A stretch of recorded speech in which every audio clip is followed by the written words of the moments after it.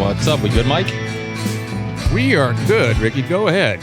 Awesome. We're live, and of course, Ben leaves. But hey, thanks everybody for being with me. I really, really appreciate it. This was just an idea a couple weeks ago, and it's amazing how this blew up. And now we have a all-star team of alternative media.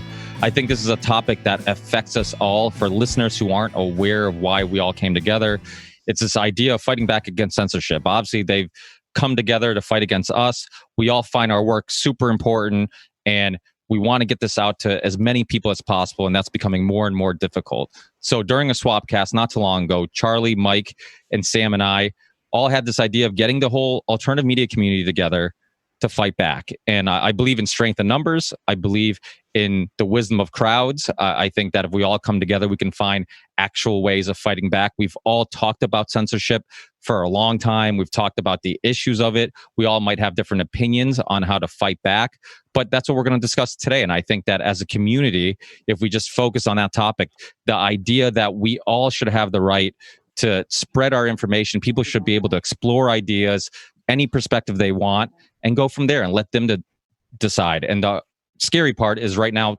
people are deciding for us what is truth, what can be heard, what can't be heard. So this is the idea of this podcast. Bring the community together. Let's talk about how do we fight back, all the different ways of doing that, different alternatives for alternative media. So first of all, I just want to say thank you, because this is never been done before. This is a historic night for alternative media and podcasts. So thank you everybody for joining us. Okay. Thanks for having us, dude. I love this. Yeah, I was on mute. I just wanted to say that everybody on here it's just amazing how many monsters there are in this chat. So many great researchers, so many great podcasters. And, you know, I watch your Twitters. We're either getting shadow banned, deleted, demonetized, and it just sucks. And, you know, I have relationships with a lot of you guys here, and a lot of you guys have some really amazing websites you want to do on your own. And I think that should happen. Just like, you know, David Icke, just like, you know, Alex Jones. But we need to find somewhere or come up with an idea where all of us can go, that we can all bring our fans and just be able to do what we want to do. Because if we each have a separate place, it just becomes, it's hard to round you know, YouTube was great for that. I think we need to just have a discussion about maybe is there a place we can all go? Everybody loves BitChute. It's doing better. I have a hard time uploading my videos there. I just want to say that I think we should all go to MySpace. I know it sounds crazy. It's worth $4 million. We could all try to make it happen. And I think the reason I like MySpace is because it's slick. Wherever we go has to be slick, because that's what attracts people. The shinier, the better. And I'm interested in hearing what everybody has to say. And thank you guys so much for doing this. I'm just going to sit back and watch. And I'm big fans of everybody. Thank you so much, man. I appreciate you all. Yeah, and as people share their opinions and ideas, introduce yourself. Obviously, I'm Ricky from the Ripple Effect podcast. That's Sam from Tinfoil Hat podcast. We have Mike on the taking care of the production, him, Gretchen, and Joe from the OBDM podcast. And then we have Charlie Robinson, which has probably been on everybody's podcast on this call. But yeah, thank you so much. Like Sam said, I think that's the idea that let's find a way where we can fight back, share our stuff. I mean, MySpace, why not? I mean, I guess we're a platform is a option we can discuss tonight. Something like having a website where you can get unfiltered, uncensored alternative media. I mean, obviously Google, iTunes, all the stuff censorship has been ruining all our algorithms and traffic or whatnot. So what do we do about that? Obviously we've all been discussing that. And I mean, I've heard complaints and I've been complaining myself, but let's finally do something about it and talk about it and come together as a community. Because the most important thing is, just like Brian Rose said with that David Icke interview, he doesn't have to agree with what he's saying to agree that he should have the right to say it. And that's, I think, the most important thing. So anybody want to start off with just kind of, Charlie, go ahead. I'll jump in just since we were going to introduce ourselves, the four of us. I'm Charlie Robinson. I'm the author of The Octopus of Global Control and the host of Macroaggressions podcast. And the things that we we're talking about, it's not just getting kicked off of social media and shadow banned and these sorts of things. We've all had experiences with that, but it goes further. We have issues with payment processors kicking people off. We have hosting sites like WordPress and Vimeo telling people to leave. GoFundMe is kicking people off. We have a problem with multiple levels here. And so hopefully tonight what we can do is we can come together, share some good ideas, because if this doesn't work, if we don't figure out something, the backup plan is that we're all going to have to come back and do this and figure out a choreographed dance routine. And then that might show them that we mean business. And I certainly don't want to have to do that. So let's get our asses in gear and figure this shit out. All right. Mike, do you want to jump in? Yeah. Hi, my name's Mike from the OBDM podcast. I will evaluate what everyone says. I guess my focus is tech, and any place where we do wind up going, if we do wind up going someplace like Minds or Gab or any kind, or even MySpace, we're still at the whim of who controls that, and then the costs incurred for monthly server and storage. So that's something that really needs to be considered. But I'm actually really interested in what James Corbett has to say, because he's been going on his own for a very long time. And I just really want to hear his opinion about everything that's going on, what has been said so far. All right. Well, thanks for that. Yes, James Corbett, CorbettReport.com. You might have heard of it in the past. Basically, my thoughts on this are that I am not interested in signing up to some sort of collaborative website where everyone will post, because to me, that's the exact opposite of what the internet is about. The internet is for having your own space. And I know that that's against the current of everything, every trend, the way that people use the internet even. I don't really care. I will say this advisedly, because I was not really part of, but I had a regular video series that I was doing for a certain website that will remain nameless for the moment, several years ago, that spun off into a different website. I didn't even join that website. I wasn't even part of it. But anything that anyone on that website said was suddenly coming back to me. Well, but you know someone who said this, and it's you, James. And I just have no time for that drama. No, the internet is for all of us to be lone wolves and to be more effective that way. Now, the only part of that is important is the ability to disseminate this information.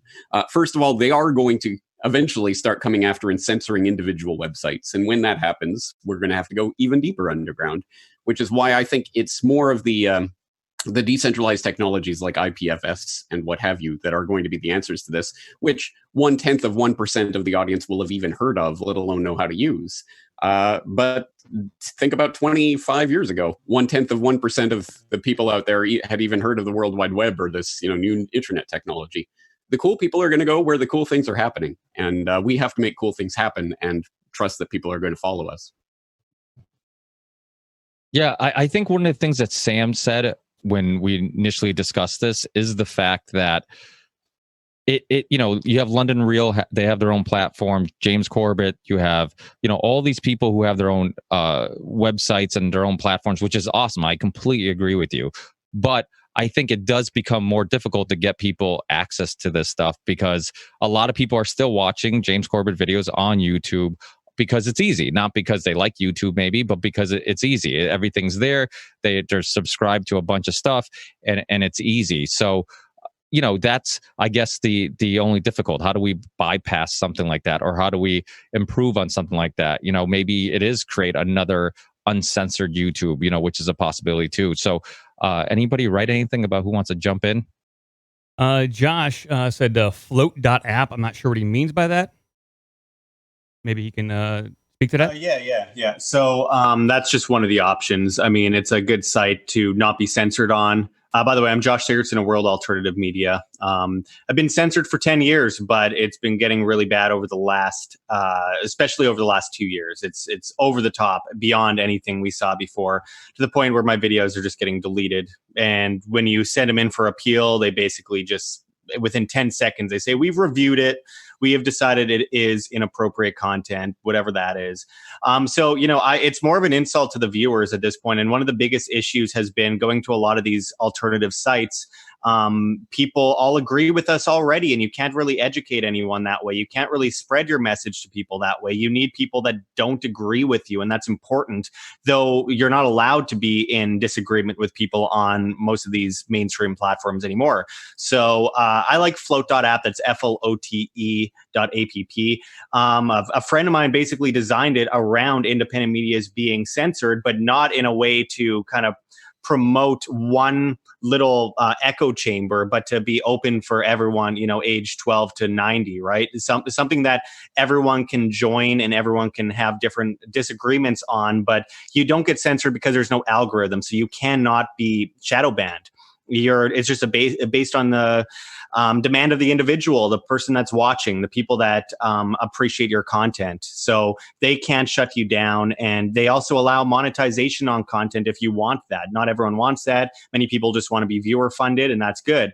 But there's incentive to get independent medias on there and people who have independent voices. So I think float.app is good. BitChute, I hear what Sam was saying earlier. I love BitChute, but also it drives me insane because it takes sometimes like 6 days for a video to process, and there's no excuse for that after all these years. So I really hope they really build on that platform better, especially with the incentive of all of these people getting kicked off the major platforms right now.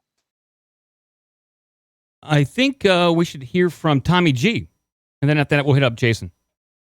What's up, guys? It's good seeing all you guys. Tommy G, No Mercy Podcast, Sam Tripoli's Secret Lover. I think what we need to do first here is that we need to start following each other, spreading everything. So it might be a wise idea for those people who are watching to throw your Twitter handle as your name so that we could get all the viewers as we start to spread this to follow everyone. But I really think the big thing about this community is we have to join together. I know we all need to monetize because you need to stay alive and eat in order to stay in business. But us all supporting each other, not focusing too much on hiding our content and being the first one to do anything or the only one to do anything. I've built multiple $million-dollar businesses. I'm actually building a conspiracy community. All of you are welcome to be a part of it. Sam was talking about buying MySpace. I honestly think the best thing to do if we were going to do something like that, or if a portion of us were going to do something like that, we could build our own. I could get up money and we could crowdfund money if we want, but I can get up 7 figures and we can put something together where we could build it from the ground up. Which may be more cost effective and maybe better. And then we could all still have our own things on the side. So I don't think it has to be MySpace or our own thing or our Twitter, but that's just my 2 cents. I think we could build this and I could help with a team to put together the management, CEOs, things like that have a lot of business experience. So whatever I could do to help, you guys let me know.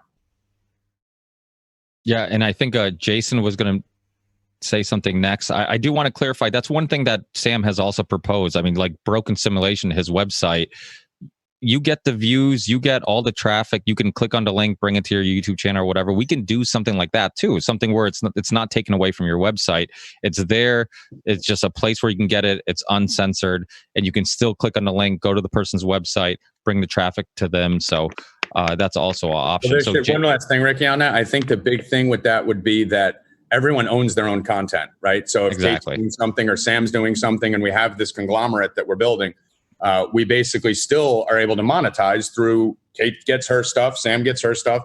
Maybe a small piece goes to the company just to pay for servers and back-end stuff because there are going to be extensive server costs, marketing, things like that. But there's a way to do this where we could live in that world and still monetize it to the max. So like a cooperative. Yeah, exactly. It's just like commission, basically. Like if you're working, Hey, Ben, I wanted to hear from you because you were telling me you had a project going on. I would love to hear what because you are kind of one of the more famous censorships that we've gone through. Any thoughts? Yeah, I mean, I think for us, what we're trying to do is a lot of what you guys are talking about right now. And I think the idea is how do you balance between not becoming a centralized place where everyone is going as far as putting all their content up. We don't want that, because if everyone goes there, like James was saying, and starts dumping all their content in one spot, now you just have one target to take out. That's no good. The reason I think Facebook has been so successful and it's made, been a successful platform for us, and I think for a lot of you guys at one point it was, is because people could go there and that feed system allowed them to find a lot of different sources, of information. Now that's gone now. We all know that. Facebook has destroyed that intentionally. But I think what we can do is take away from it the value of what that looks like. So I think there has to be a channel system that is set up in a way where everyone has their own channels, controls their own channels and that content.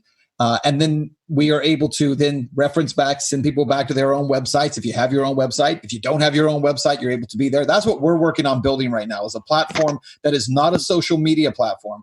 It's merely a platform for content creators to place content, and has a live stream running through it 24/7 so that people can go to it and watch it like it's a cable channel, and it's pulling content up from those individual channels into a 24/7 stream. We're also trying to build it off blockchain, eventually get to the point where we build a treasury similar to what we did with Dash. And I know Luke did it with Dash, where content creators actually can get funded there and get content made or paid for, because as you guys know, YouTube and Facebook control all the advertising dollars. So it's really difficult to get anything funded if you're trying to do, any kind of serious work. So, it's a process for us. We're about 2 weeks away from a launch where we're going to go ahead and launch a MVP. It's going to be real basic to start off. And the reason we're launching it now, we're actually going to jump the gun a little bit from where we want to be. The reason we're launching right now is because of all the shutdown of everything dealing with COVID. You can't put anything up anymore without getting immediately taken down. In fact, Plandemic 2 is going to come up at the same time that we launch it, and we're going to put it up on our site because you can't find it anywhere. So that's kind of what we're doing right now. But I'm really interested in kind of what you guys are seeing as value. I love the MySpace idea just because I think that's a cool idea. But it's pointless to put anything on MySpace right now. Unless you own it and control it, forget it, because they're going to do the same thing to you that everybody else is doing. I mean, you guys probably saw Candace Owens just got her GoFundMe taken down today. I mean, that's bullshit. I mean, why are you taking down a GoFundMe page for someone else because you're intolerant of her intolerance? It just doesn't make any sense at all. So anybody, Mike, have you been keeping track of who's next? Anybody say they wanted to jump in, added this? Yeah, there's plenty of people in there. I typed in there. I took the time to type in there. But and I was just bouncing off what James and Ben just said, and I agree with them. I come from more of a DIY kind of punk rock kind of ethos. We do need to have all our own feeds and spaces, but it needs to be fed into an alt media algorithm that one of us controls and builds. And we would have to be mindful of where that app lives. Like if it lives on AWS or DigitalOcean, it's got to be Dockerized and containerized. So if it gets taken down, it's easily put back up no matter what. So it can be moved around. But I'm inclined to, I definitely agree with Corbett and Swann on this one. I don't want to funnel everyone into one thing that can easily be shut down because that defeats the purpose. We're better spread out. Like if someone bombed this right now, they'd take us all out. So I'm trying to look in here. I think let's go to Tim? Let's go to Tim. Hey guys, can you guys hear me?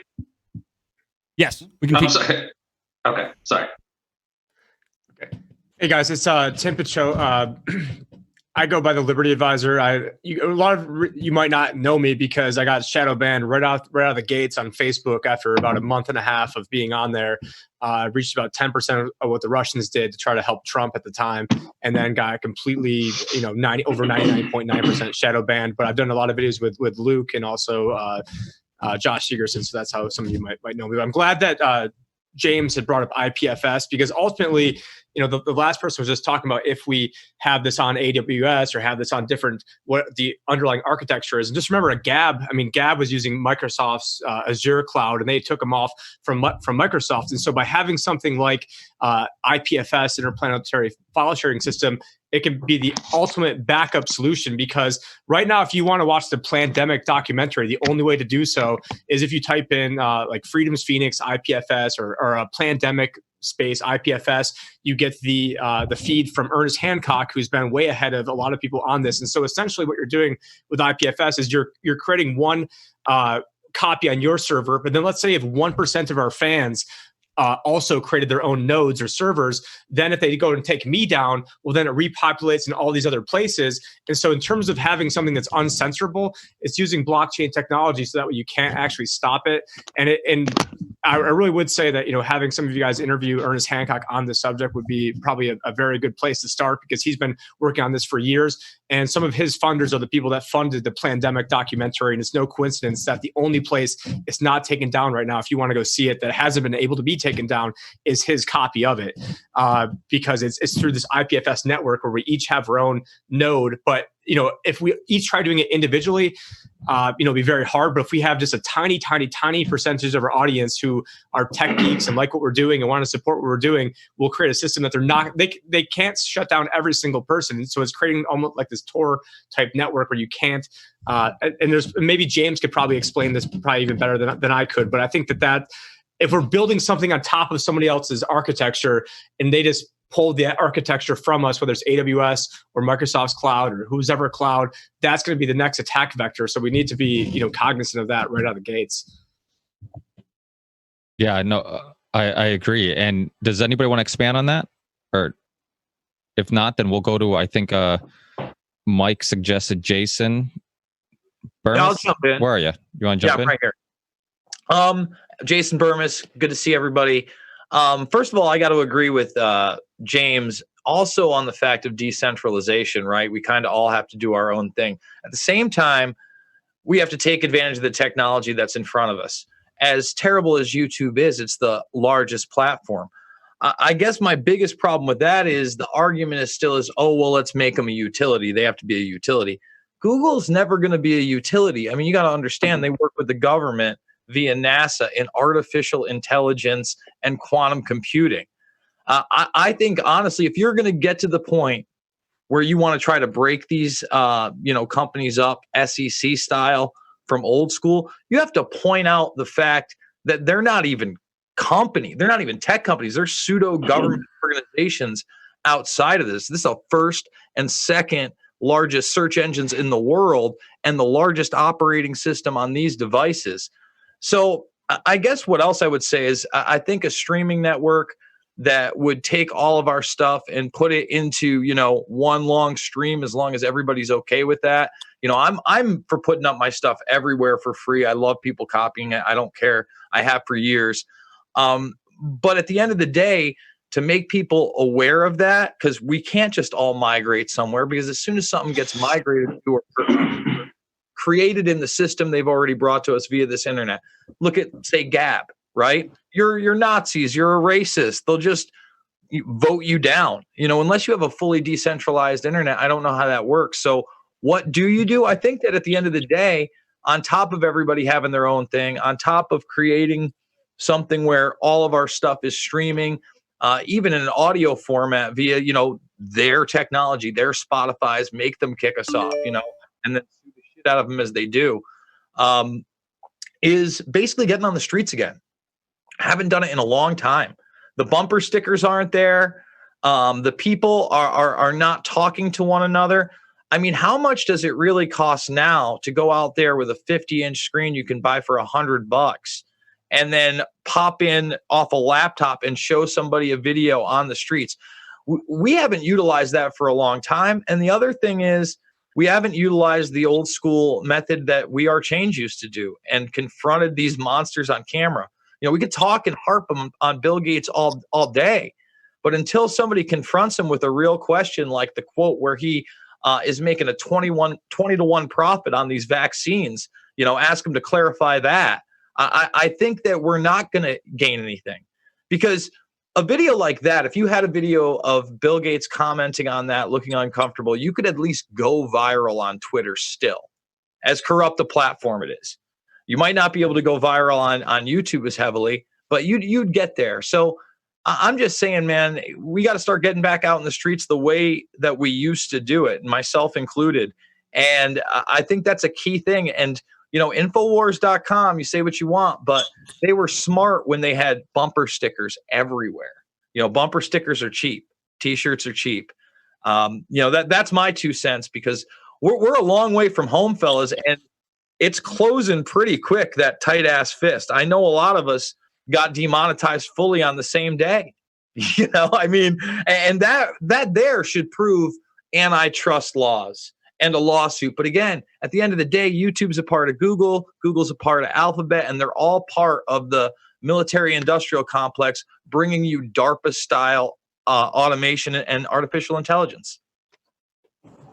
Yeah. Luke, do you want to add to this? I know somebody said they wanted to hear your thoughts. First of all, it's an honor to be joined by this sausage fest of virgin neck beards. We have two ladies here. And pleasure.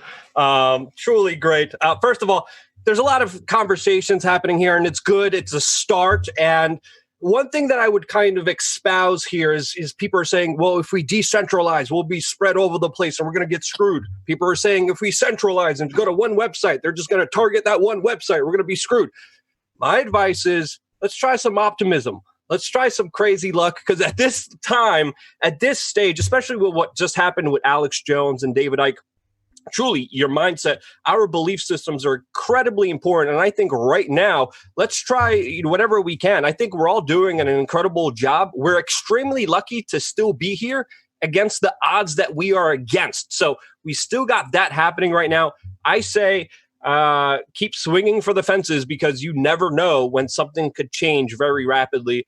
And I think coming from this as a more optimistic point of view is going to be also something very important if we're going to be successful in getting our voice heard. That's my little 2 cents that I had there. Yeah, no, I agree. I mean, I'm a huge fan of James Corbett. He was one of my first guests when I did this show 6 years ago. Just like Jason and James, everything. I like the open source idea. Post this stuff wherever you can. Get these conversations, these ideas out there wherever you can.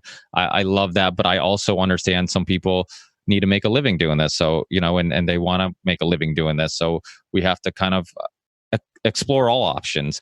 But I know, Monica, you want to... Yeah, I have this concern that I've had for a while, and the executive order of Trump recently and the USMCA all attacked this Section 230. Now, I actually am a lawyer, but have absolutely no idea, from the legal perspective, if that's really meant to be what it looks like to me. But it looks like it's creating a liability problem for these platforms. They're starting with Twitter and Facebook, people who can afford it.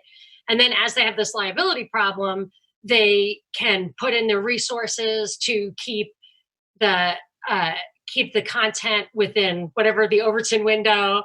And then as that becomes more and more expensive, startups can't enter. So I feel like that Section 230 attack is attack on Gab and BitChute. They're going to have them go the way of Gawker. I think they floated some cases against people for spreading Sandy Hook disinfo.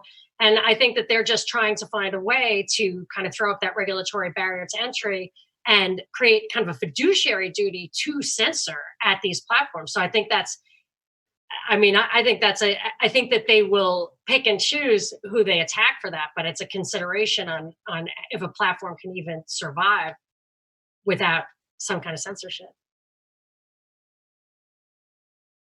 Kate, you want to? Yeah. There she is. Hi. You guys can hear me? Yeah. Okay, good. So I'm probably one of the newest kids on the block. I'm Kate from the Kate Awakening. I've had a YouTube channel for about just a little over a year. I hardly know how to use YouTube. So the technical stuff, all of the stuff that you're talking about goes way over my head, but I am an internet user. So, when I actually really like the MySpace idea. Call me nostalgic. I talk about MySpace all the time still. It's something that people recognize. That's really all I know about that and all I can add to it. But as far as the ideas of where to go, et cetera, I am, like I said, I'm an internet user, so I can tell you what sounds good to me, but I can't really give any ideas, if that makes any sense, at least not at this point. I have a comment about Section 230. My name's Zach, Red Pill 78. To Luke's point about optimism, from my perspective, what Section 230 and this, what President Trump just put out, it's specifically pointing to YouTube, Twitter, and Facebook, places that are already censoring. Gab and BitChute are exclusively not censoring. And if something is going to happen, it's asking these companies that are overtly censoring conservatives to either stop or they're going to be looking at losing the protections under Section 230. So I would be very surprised if that ends up being, like something that forces people to censor. I mean, I think that YouTube, Twitter, and Facebook, if they don't stop doing what they're doing, they're going to be cataloged as publishers and they're going to be treated as such. And I think that that's going to be a big monetary hit to them. So, I think that it's either going to force them to start acting fairly, or it's going to push more people to these other platforms that are not censoring right now. And I also think that Gab is actually working on some type of a video portal. They just put out kind of a Zoom live streaming option as an interface on their website. I don't think it's quite there yet, but it's going to be coming. But, I guess back to the optimism, I'm really hoping that I'm right on this point and that this is what's going to happen because, YouTube, Twitter, this is where all the people are right now. It is so difficult to get people to move to new platforms. And if that doesn't work, then I do feel like if there was some coordination that took place to get many people who have been censored, demonetized, all to go over to one thing, take all of their viewers, then that might make YouTube and Twitter and these other platforms decide that they need to start doing something if they start losing enough money. Joe Rogan moving to Spotify, I think that is a huge, huge cue to YouTube that they cannot keep performing the way they have. Who knows how many billions of dollars they've lost since they started actively censoring conservative voices. I mean, initially it was somewhere over $10 billion they lost off their market cap, and I can only imagine that it's more ever since then. So I don't know. Section 230, I'm really hoping that that's the way. Let's hear from Scott DeGroat. You want to pop in here?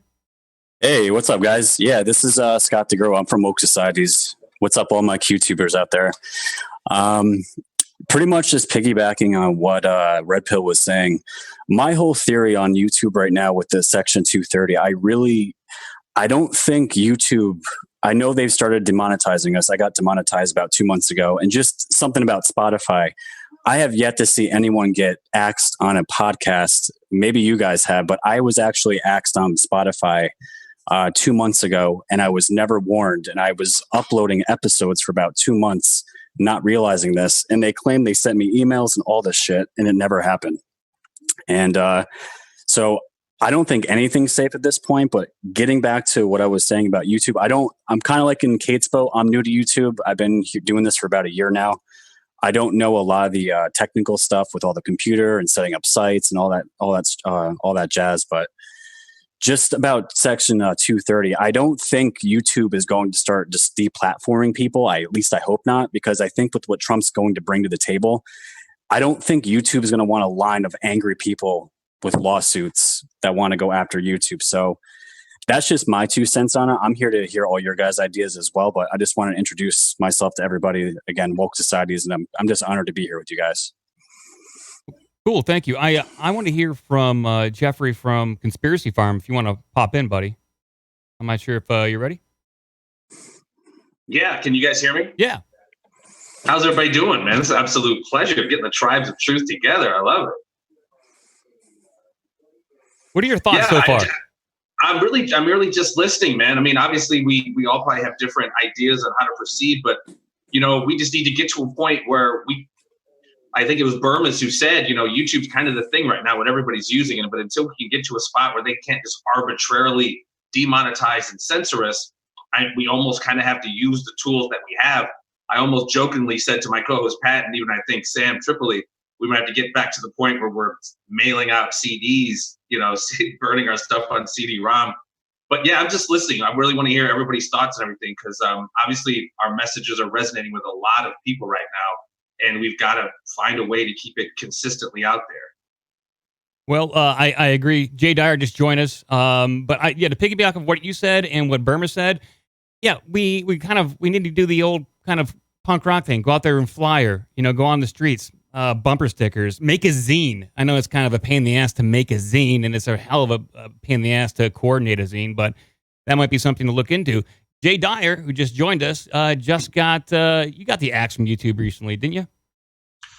I did, yeah, about 4 or 5 days ago. Thank you for having me here. I'm honored as well. Yeah, I'd never had any problems with YouTube. Ironically, I had a few S hook related things that they flagged a few years ago, but actually I got all that overturned because I was in the right.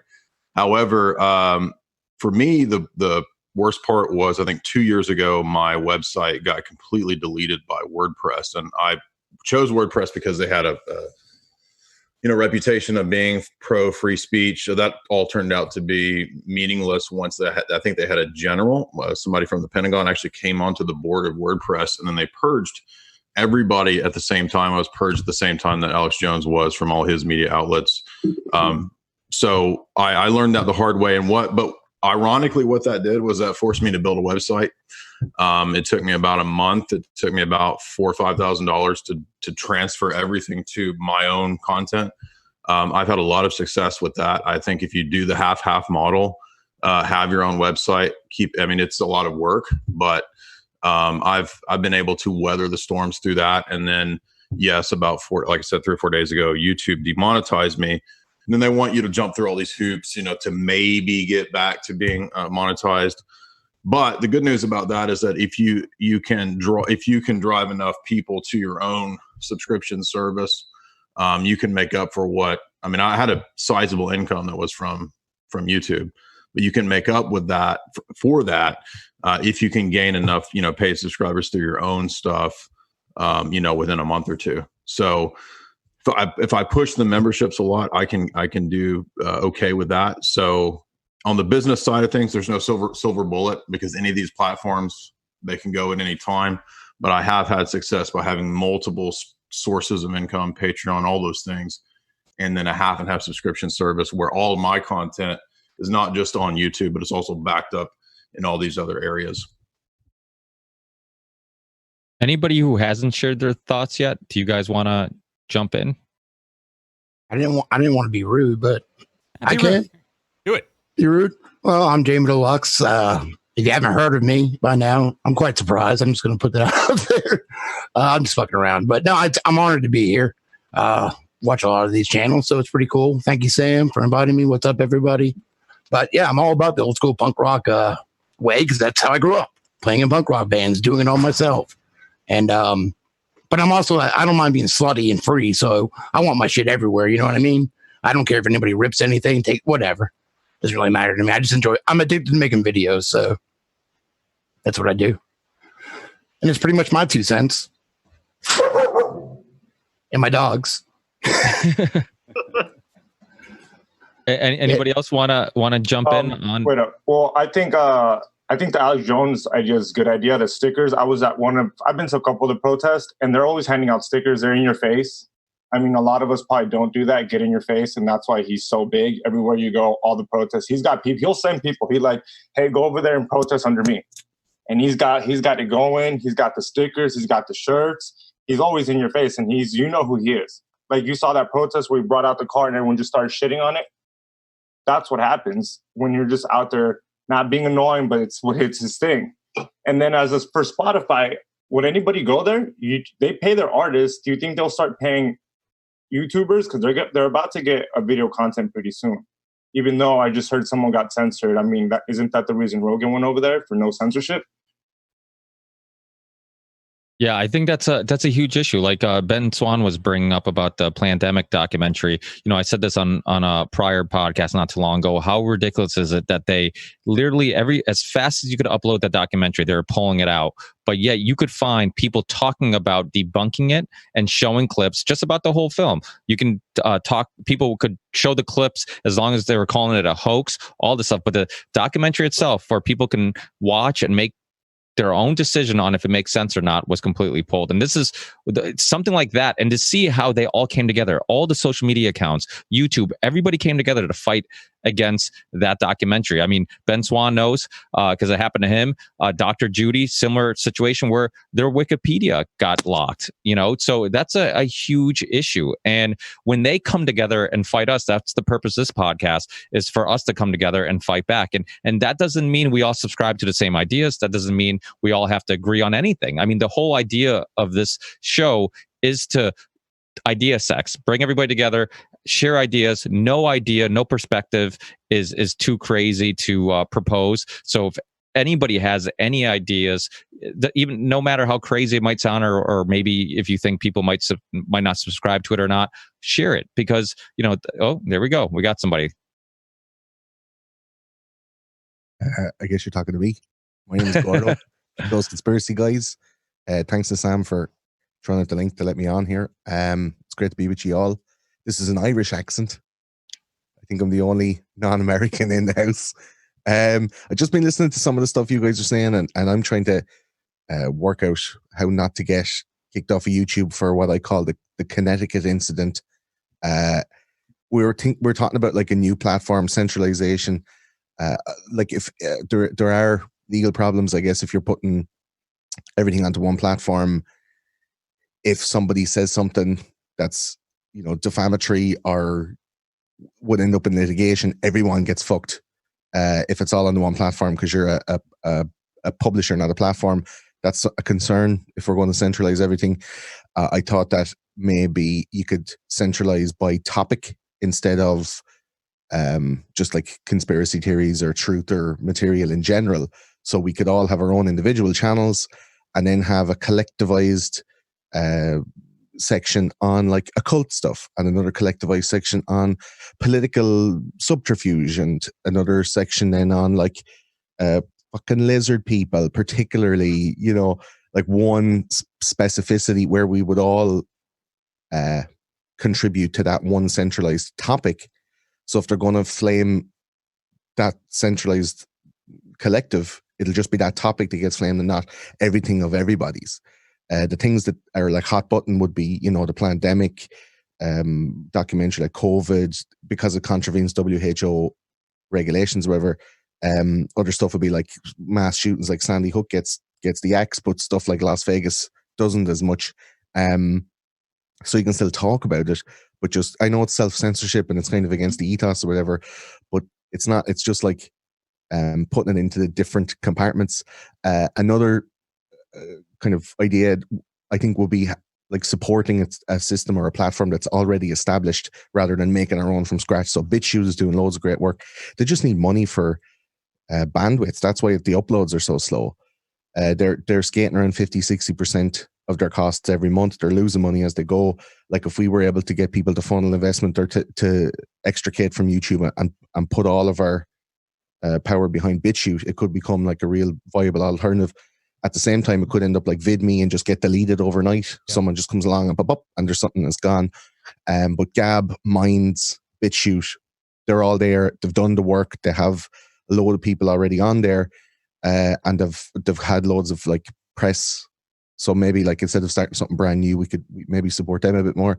Another one would be the cross-pollination of all our audiences. So doing like SwapCasts and stuff. Some people are into Q and they're like hard for Q, but they don't know anything else about any of the other stuff. And if we had audience cross-pollination. And then about Spotify, Joe moving to Spotify, it's not really about the censorship part. It's more about the DMCAs that he was getting spammed with. So like Universal Music Group and shit are coming in, and if you have like a micron of a song that's copyrighted, they'll just fucking steal all your money. ABC, NBC, and all the news networks were doing the same thing, so they couldn't show anything.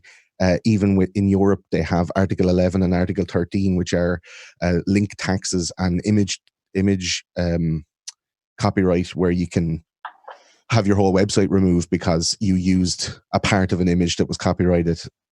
It's bullshit, but that's the way they've kind of locked down on traditional media and newspaper content being taken. So if you take a clip from The Guardian and use it as a quote in your website, they can DMCA you to take down that thing. So it's all kind of EU is a little bit different. That's just some ideas. If you're going to centralize on a platform and make your own YouTube, also AWS can switch you off in the morning. That's just my comments. I have a list of them there. I put them in the chat as well. It seems that we got a couple different factions of people here. You got like Tommy G, entrepreneur, willing to build something from the ground up, and same Ben Swann who's already in the process of building something and launching something. Then you have James Corbett, Anarchist just kind of wants to do his own thing. I think he'll use something if it's available to him. So at this point, I mean, a lot of different ideas coming around. Is there anybody who Mike, has? let me jump in for a second. Sure, absolutely. So one of the things I think is, and again, I'm kind of what Kate said, right? Like I was a Wall Street guy and entrepreneur and investor, and I started companies and businesses and websites. That's how, and I've always been a conspiracy theorist. So I'm moving heavier into this space. In the process of building a website, I've already dumped, I think, $80,000 into it, and I've been talking to Tripoli, and that's part of the reason we're on here. I think Jay, I think it was you, Dyer, who said something before about it doesn't cost much money to start a website, right? It costs like $4,000, $5,000. You don't have to do what I'm doing. I have a gambling company and a fantasy company and all that. But the problem with most people in this industry, from what I'm seeing as a business guy from the outside, and I'm not trying to overstep any boundaries with any of you guys. I follow all your channels and shows, and you guys know way more than me about technology, the internet, conspiracies, and all that. But you work for YouTube. If you're on YouTube, you work for YouTube. They're your boss. They can fire you at any day. And everyone needs to be aware of that. So instead of just praying and hoping that Trump's going to do something or the government's going to step in or 230 is going to get wiped out, and I agree with Red Pill 100%. Like we all got to pray that happens. That, but I mean, how much shit have we been praying happens that, takes longer than we expect? So I think the number one focus for everyone on here needs to be start a website. I am willing to give my email, give my consultation, give my time. I just spent 3 hours on the phone with a girl I never met just to help her get her podcast off the ground yesterday. So I think that's a part of it. We all have different weapons here. Red Pill's got probably one of the most experience, along with a bunch of you in here, as far as being in this industry. Some of you have been censored and banned and been back. Monica's been kicked off the radio. She has experience there. So we all have different strengths. And I do agree, and I'm going to start some sort of community, right? It doesn't need to be the be all end all. Like Jay said, you could have a $3,000 website. That's j.com.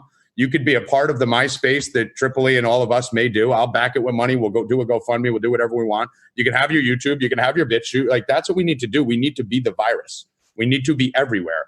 And if you're relying on everything being on YouTube or BitChute or any of these other fucking platforms, you can wake up one day and lose all your money. True Reporting, Joe M. I mean, we saw Educating Liberals lose 500,000 fucking followers. That's money. That's money that he could bring in. And more than money, that's education. That's people that now don't get to hear his voice on Twitter. So one, we need to make sure that we push each other when someone gets demonetized. Some of you may have more followers than me in here. I have about 130,000. So if any of you ever get kicked off, hit me up, hit Tripoli up, DM me. I just followed as many of you guys as I can, and I'll follow the rest of you. But we need to really put the word out for each other. So whoever has the followers needs to push. Whoever has the tech background needs to push. And we need to just spread. So I do think we need everything everyone's saying, and it's not that expensive. Yeah, no, I completely agree. I think it is. I mean, I think one of the most important things is not about, what we agree with or don't agree with. That's why in that previous email, I kind of want to emphasize that it's not about, specific topics. It's about the fact that we all agree that everybody should have access to do their own research. When we all got involved in this, there's two things. One, we thought we could really make a difference. And two, we understood that people had to see our content to actually change perspectives and minds. And that's why we're together, because I wanted to find ways and communicate and start a community and all support one another. That's why everybody, I was joking in the intro or maybe before the intro about how it pays off not to piss anybody off throughout the years of podcasting, because people are willing to come on. Because to me, it's okay to have different ideas and different opinions. The most important thing is, like, people should have a right to hear James Corbett's perspective and opinion. People should have a right to hear somebody else who has a completely different perspective. That's how we mold our own opinions, is by seeing both sides of the story. Like Ben Swann said, with that pandemic thing, the reason why I brought that up and why he brought that up is because people didn't get to see that side of the argument. It's like, we're deciding what truth is, and that's it. You can't see the other side of the argument. And that's the definition of Big Brother. That's them deciding for you what you can and cannot do, what you cannot see, and what truth is. And, it's not a matter of what we agree with or what we don't agree with. It's a matter of just having access to everything. So anybody who didn't speak want to chime in? Like Joe? My co-host, Joe? Okay. Yes. As Mike said, I help out on obdmpod.com. Just a couple random thoughts. I want to do some, clapbacks for some of the stuff people already said. And also echo some of the optimism as I think back on Fark, which was a site I used to love to go to, and then Dig, which was a site I used to love to go to, and then Reddit, which I used to go to religiously. And now you have Vote, which is obviously kind of a dumpster fire, but whatever. People move away when they can't hear other voices. And I think that this particular moment in time, as we watch the story around CV, COVID-19 change constantly. It's constantly changing, 22 million to 100,000 to 300,000. And so I think a lot of people are starting to ask these questions. But then the other thing that I think is a really good and optimistic way to look at it is that they know that people want this content, which is why they're pulling people down off of these platforms, is because they know people, like, they're afraid of people being exposed to alternative viewpoints. And that's why that tiny little box, with the narrative, the Noam Chomsky quote, where you basically just give people this one tiny space and they can go rigorously argue about that. They don't want to know everything that's outside that box. And so that's why they're coming after us. And I think everybody here has some really brilliant ideas. I really love the idea. I mean, decentralization is key, which is why Bitcoin even became a thing. And I don't know if there's any kind of way you could gather, because I like Ben Swann's idea about having sort of a channel where you can just go and have like programming. I know No Agenda does this. They restream other shows. James Evan Pilato, James's co-host, he has a stream that kind of plays content all day. And you'd be amazed. I mean, if you go to those channels, they are playing stuff that you're kind of, it's very sort of, nearby the subject matter that brought you there in the first place. And I think things like that, maybe there's a way you could, when you publish your podcast, maybe it automatically gets sent into, whatever platforms you feel like you want to participate on that are still viable for content like we create. But really, I just wanted to say hi, grateful to see everybody, and toss out a few ideas and kind of keep that optimism, because I do feel like, the 230 thing, that's a little strange. I feel like it's supposed to work in the way that I'd want it to work. Like, now Facebook is censoring exclusively, like people who want to protest the lockdown, pull those groups down. Like, that's crazy. They're obviously a publisher and not a platform. And so I don't know. I think there's a red pill opportunity. The more people who are willing to see it are going to want to flock to whatever kind of, either individual systems that we're all setting up, or anything that can kind of collectivize all that and stream it to where they can get content that sort of just is outside the narrative. So that would be all I'd have to contribute. Yeah, Ben, you want to chime in? Then we'll go to Fame. Yeah, I just want to say just a couple of quick things. One is, first of all, let me just say this as an open invite to all you guys. When we do get our platform up, obviously, we're not asking anyone to be exclusive anywhere. We can date other people, it's fine. But we would invite you guys, all of you, to place your content on our channel as well, and to be able to create channels for you within that. But I will say this, that the window is fast closing. We all know this. This is why we're here tonight, right? The window's fast closing in terms of having access to our audiences. And that's very frustrating, I think, for a lot of us, right? Because we've been building audiences for years. And first we watch the audiences become halted, and now we're watching them disappear. I have a fun little game I get to play every day where I get to watch myself rebuild Facebook followers that they're deleting this, to see if I can keep up with them, if I can grow as many as they delete from me. And so far I'm doing okay, but it's ridiculous, right? Because these people, I get messages every day from people who say, I'm not unsubscribing from your channels, I'm not unfriending you, but I can't find your content. And then I went to your page and I found out I'm not following you anymore, right? And I can watch and see all the unlikes that are happening.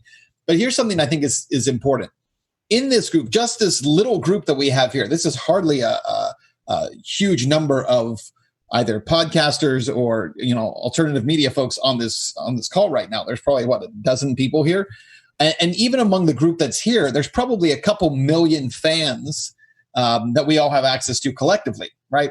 And if you think about that, that means that in a very short amount of time, we have a small window in which to convert those fans from existing platforms over to new platforms. But if we don't take advantage of that while we have it, we won't have it. So what I'm saying is, I do think Facebook, Instagram, YouTube, Twitter to an extent, all of those channels right now have to become almost teaser channels where we are using those platforms while we can to send people someplace else. If you're creating really good content and we can create alternative places to place that content, you don't abandon YouTube. You simply make YouTube a teaser. And so in TV, you run 30-second teasers or minute-long teasers where you tease people and you tell them, this is the content, this is the new thing that's coming up, and here's where you can go to watch it. And I think we need to use social media while it is still available to essentially immigrate and to move audiences not off those platforms. They're not going to leave YouTube forever. They're still going to go there and watch their favorite Twitch video, right? Or Vines or whatever they're doing there. But in order to move people, we need to be able to utilize, I think, some of that to get them up to other platforms. But we have to have platforms to get them to, because if you're just teasing people and trying to send them off into the oblivion, they're not going to go there. But I do think that we need to be careful about truly abandoning channels while even if they're not monetized right now, you're not making any money on them. There's still a value in being able to access audience that if we all just go someplace else are not going to be able to find us. They're just not going to be able to. So keep those channels active, keep them alive, and even creating, and I know this is going to sound a little crazy, but creating code wording that you use. Like, for instance, I can't put up anything about coronavirus or COVID, because as soon as you put up anything about that, as of right now, right, Twitter, YouTube, and Facebook and Instagram all immediately hide your post because you're not allowed to post about it. So you got to use other terminology to talk about it. But that's something that collectively, as a group, and involving others as well, I think there's a certain language that we can begin to adopt and utilize, and then we would have to be clever about it in terms of altering that language to try to stay ahead of algorithms. Anyways, just a couple of quick thoughts there. Yeah, no, I think we agree. I mean, even Rogan, who's going to Spotify, I believe he's still going to be sharing little short clips of his podcast on YouTube. So it makes sense. I mean, why not utilize it? Even if you just get a few people who get exposed to your work using that platform, it's still worth utilizing. So I completely agree. Fame, you want to jump in? I know you wanted to. Oh, yeah. Thank you for being here. I'm Fame of the Block is Hot podcast. My co-host is going to be joining us later. Essentially, what I was going to get at is kind of what's going on right now. A lot of our platforms, we shouldn't be an echo chamber where we're not, shouting out other channels that may have similar or completely different opinions. That's the beauty of being here right now. I can say that, someone may hate me and love Ben Swann. They may not agree with Ben Swann, but love Sam Tripoli, and things like that. But the fact that we all can come together and discuss different opinions of ideals and support each other, because at the end of the day, we all push the same message. Get out there and do your own research. It's a shame that, you see the mainstream media fighting and bickering between each other when they're supposed to be giving us the information. We're supposed to, in theory, rely on what they're telling us if we're not going out and doing our own due diligence.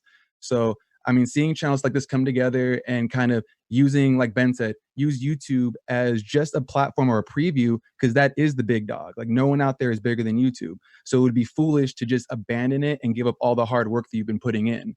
So that's just kind of where I am. And just kind of also, I've noticed that a lot of people don't like to hear conspiracies because they think of it more doom and gloom. But me, I kind of look at it is more of like conspiracies are more entertaining than what's being put out on TV. And we're seeing it all in front of our eyes in real time since, we all have access to social media. So instead of trying to make it doom and gloom, we can be like, hey, this happened back in the 60s and it's kind of repeating itself in the same cycle. Maybe that was a part of the MK Ultra program that they had, and then kind of try to equate it to what's going on so that it's not like, oh, you're powerless to what's going on. It's no, you can catch it and ride the wave and kind of avoid what's going to happen in the future. And, but that's just my 2 cents. I'm curious to hear what everyone else has to say. Who do we say? Are you waving, Jeff? Or yeah. Hey, can I? Yeah. Sorry, go ahead.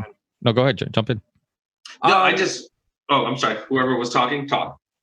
Okay, I think maybe it could be helpful to also share some tips and recommendations. I'm hearing a lot of people say you can't even say the CV word. I see people calling it cornholio virus. I see people making up all these things. Another thing I wanted to add is even if you talk about a specific thing, YouTube could pick that up with, of course, its auto transcribe feature. So that's one thing that I also would recommend people look out for. But I think it would be helpful to share some of the tips that some people are experiencing so we could actually fully understand what's happening, because until we fully understand exactly how they attack us with their new strategies against us, we can't really deal with the problem and be as successful as if we have kind of this hive mind that is sharing all the tips and details. So I think if maybe we could jump into that, I think that would be helpful for everyone if people agree.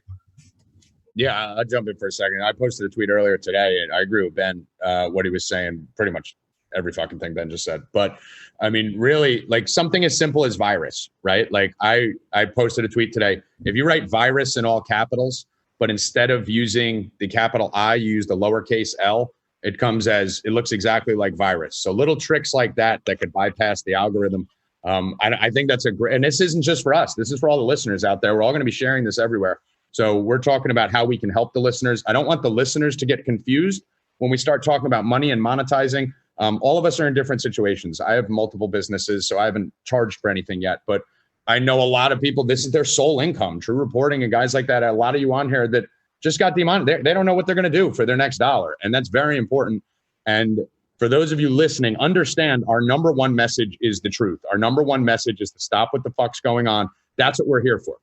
For us to be able to eat and survive and live, that's how we could put good content out, because no one can do shit under a bridge on the street. So don't get the message confused when we're talking about that. That's what this forum is for.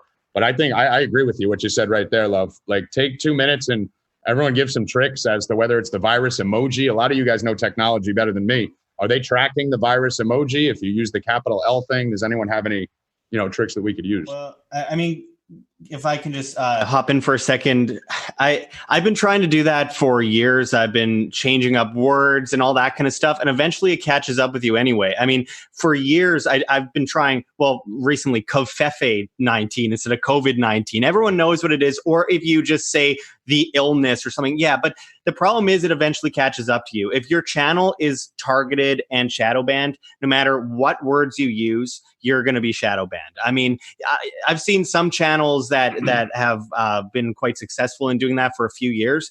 But if you say something that pisses certain people off, eventually they're going to come for you. All it takes is sending in a couple videos for review, and then you're on the radar at YouTube headquarters. They're looking at your video. They know that you're saying things that the company doesn't want. They put you on a list, and then eventually they end up demonetizing you, like they did myself. After years of getting around these little words, it worked successfully for about 2 years. But we're in a different era now where YouTube, they go after your channel, your name. The name of your channel is a keyword. You obviously can't change the name of your channel in the middle of whatever you're doing.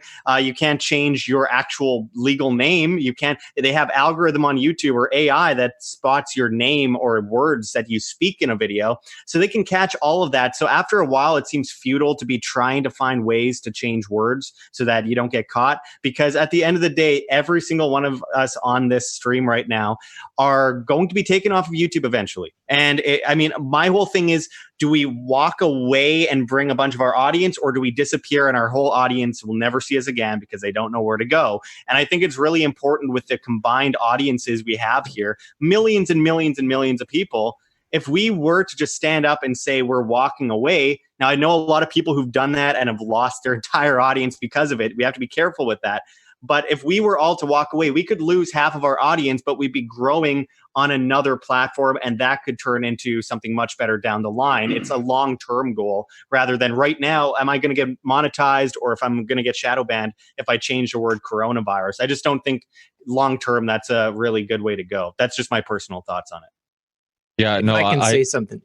Yeah, no, go Wait, ahead. actually, I wanted Jeff from Conspiracy Farm has had his hand raised for a little bit. And so I'd like to go to him. Then we'll do Red Pill, and then everyone else. Well, I'm just trying to keep up and take notes. But I mean, I think a lot of us need to stay consistent with a lot of the way we look at geopolitics in the world, and not approach it with this Pepsi challenge of it has to be this or that, this binary thought process, because a lot of the ideas I'm hearing from you guys definitely can work. It doesn't have to be necessarily one thing. We just got our show on Dish Network, Dish TV. And we can add a lot of these shows to that channel, where you just go into Dish Communities, punch in the name of your show, and people who aren't necessarily internet friendly can still have access to our content. As far as SwapCast, I think SwapCasts are hugely important to supporting everybody's stuff. I think someone had mentioned, at Bermas or somebody or Luke, boots on the ground, man, that grassroots growing of our audience. I think Sam Tripoli, I mean, he's so great with, providing that spoonful of sugar to help the medicine go down. And I think a lot of us could benefit from taking our shows on the road, if you will. So again, saturation, man, of all these different platforms, all these different ways of marketing, et cetera. Again, it doesn't have to be mutually exclusive. And with all of, I think someone who just said, all of our audience combined, there's a lot of leverage and a lot of power in that. So I'm really stoked, man. A lot of great ideas.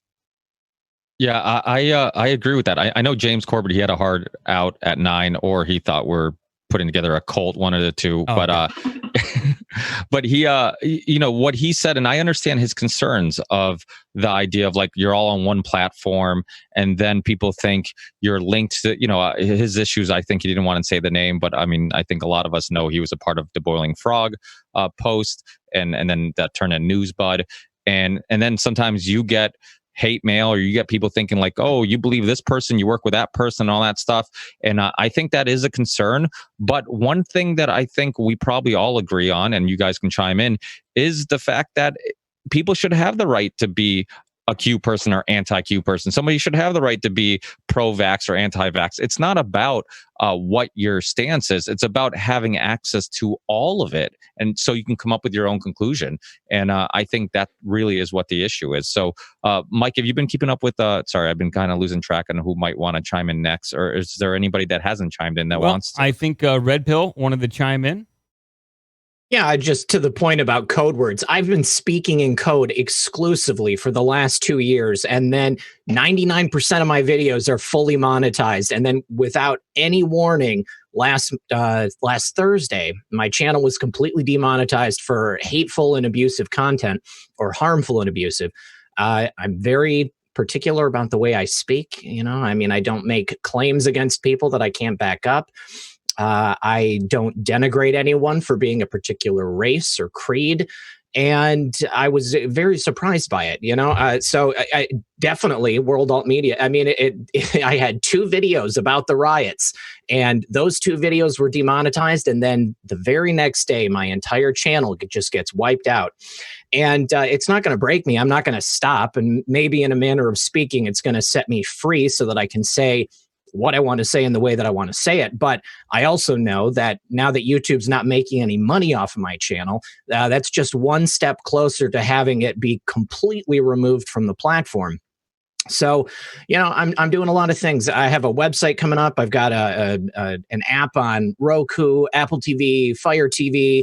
I'm going to start simulcasting to other streaming platforms. So, and your idea about taking shows on the road, I think that's great. I mean, what Sam does, the ability to do that, I think that would be sweet, because I think a lot of people might be interested in coming to live events like that.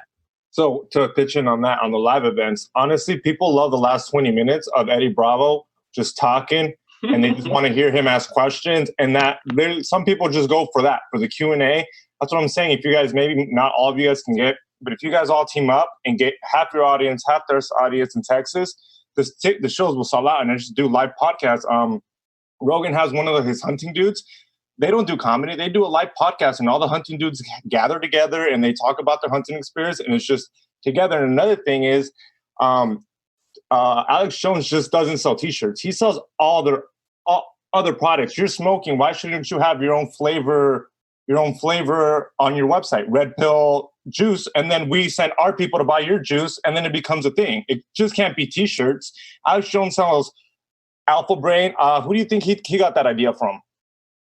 Someone stole it from someone, and they have all these dietary things, and that's what it is. Alex Jones have to find other ways to make money, and I think the live shows, teaming up as a team, hey, let's all get together, see if we can get 300 people in here, tickets, split it off, you take some merch, make some money, and there you go. And use YouTube as your platform as a commercial, if anything. Can I say one thing real fast? Yeah, go for it. Fast.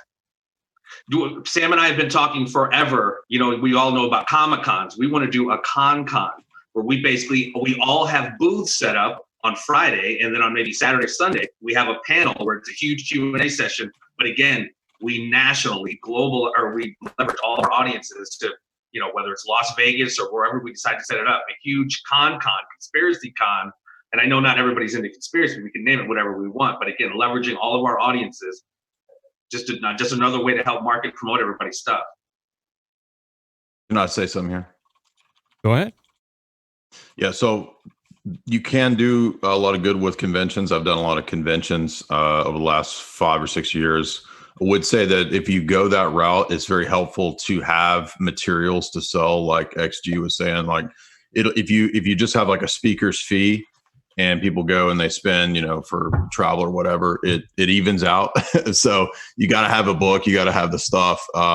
I've done well with a shop on my website. It's a lot of hassle to set up, but like XG said, if you have a shop and you start selling other stuff, you can do really well with that. And always get people, point out, that if you're buying the book from Amazon, you're hurting me. So get the book from me and you get a signed copy. I've done really well with selling books that way. That way people don't go to Amazon, they go to me. So if you push that constantly, it works. Absolutely. Sorry, Ricky, I was just going to hop in here. I was going to offer my whatever expertise I may have. I work a day job so I can put out the show for free. I've been doing that for 13 years. So I work as a software developer, work in IT. I know a little bit about that. So if anybody has any questions or needs or website development questions, I'd be more than happy to help you out. My co-host Joe is a really, really good graphic designer, creative director. And he can definitely help out with branding. I don't want to volunteer you, Joe, but you're a nice guy and you seem to be very willing to help. So we work day jobs so we can goof around and do a podcast and have fun and meet like-minded people. And that's all I care about is getting stuff out there. If I could just real quick bounce off. Okay, go ahead. Yeah, just because Mike brought me up. But yeah, I actually worked for, if you guys are familiar with the Seasteading Institute, they had a little private group that was called Blue Frontiers, and I set up a lot of their social media. I set up all their podcasts and edited them, created social content, a lot of content creation for them, video, motion design, animation, website design. So a lot of that stuff is in my wheelhouse, and I work for whowhatwhy.org, which is Russ Baker's outfit. It was a volunteer effort. So any of those sorts of services, I would encourage anybody who needs some support in that way, feel free to reach out to me. I love doing it. So just putting it out there.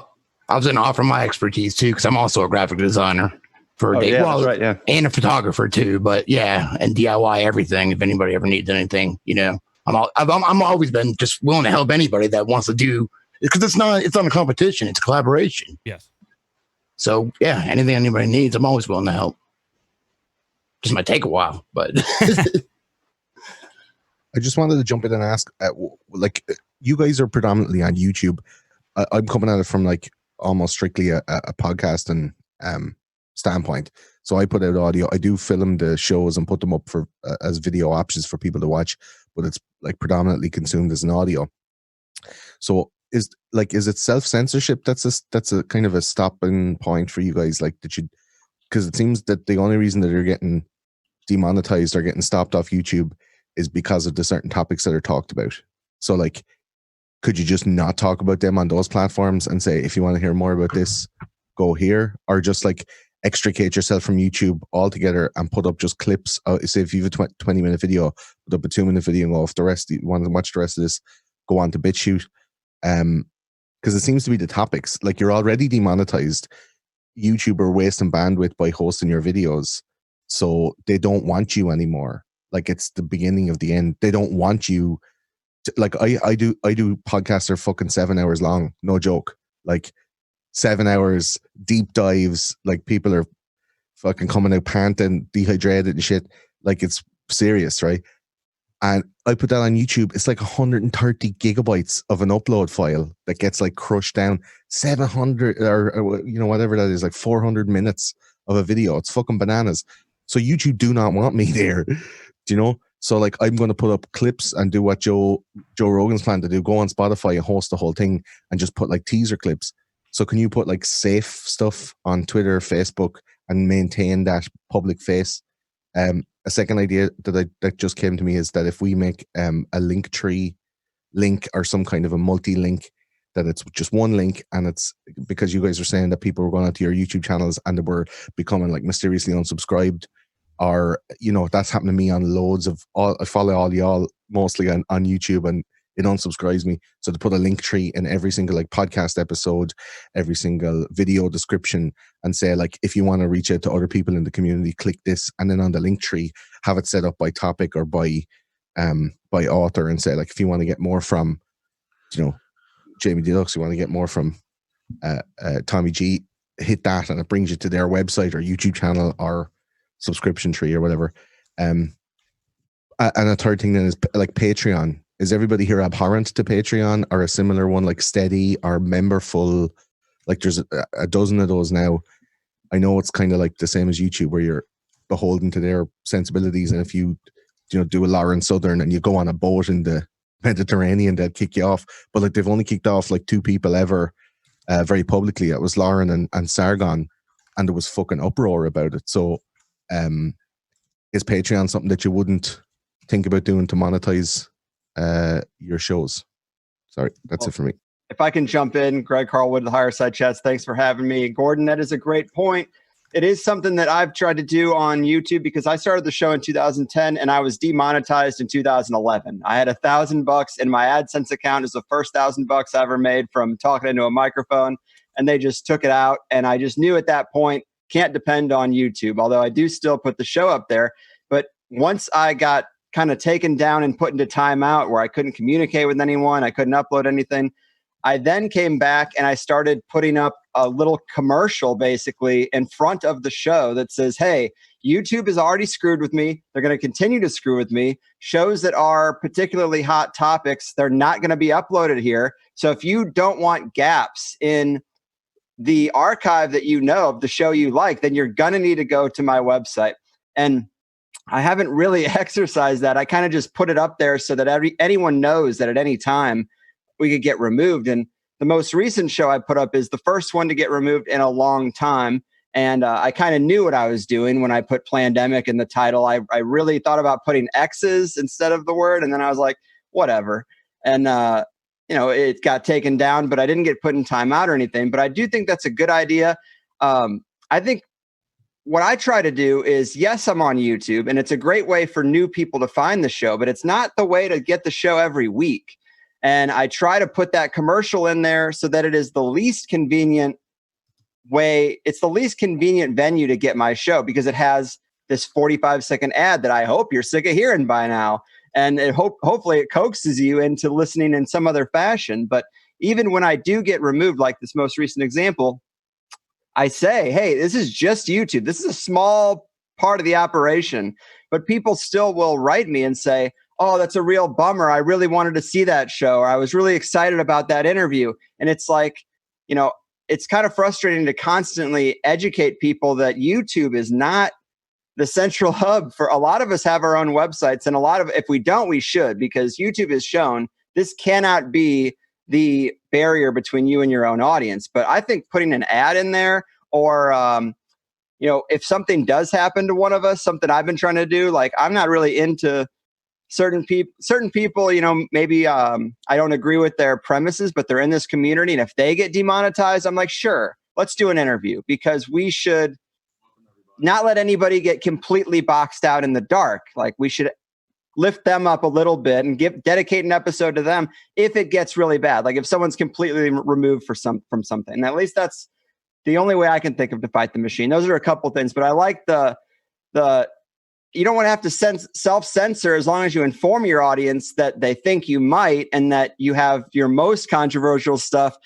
on the platforms you control. I think that's kind of a wise way to fight back. Before you go, Greg, like you have a whole monetization system for your Higher Side Chats Plus that's like super functional.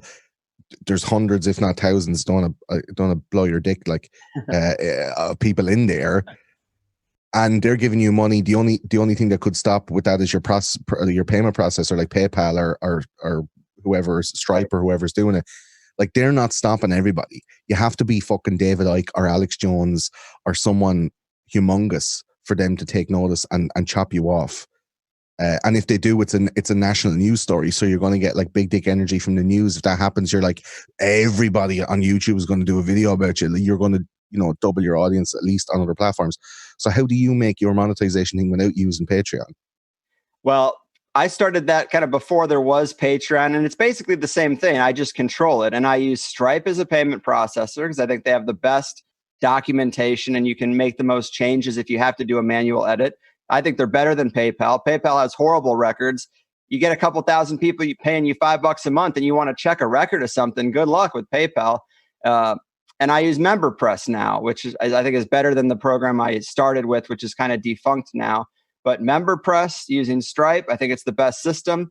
As long as Stripe doesn't, kick me off, which they don't have a real history of doing that, I should be fine. And my backup plan has always been to go to the payment processors that do porn websites, because there are shady places where you're going to pay a little bit more per transaction for them to process that. They're overseas, but these places that do online gambling websites or porn, last ditch effort, hire a web guy to plug that in. But you need to control the money, I think, and AdSense is not the best way to get it. Of course, if you have a video show, it's like, what do you do? I just happen to not have a video show, so I never got backed into that corner. But I really feel for people who they like that video component. This is really the only platform that does it.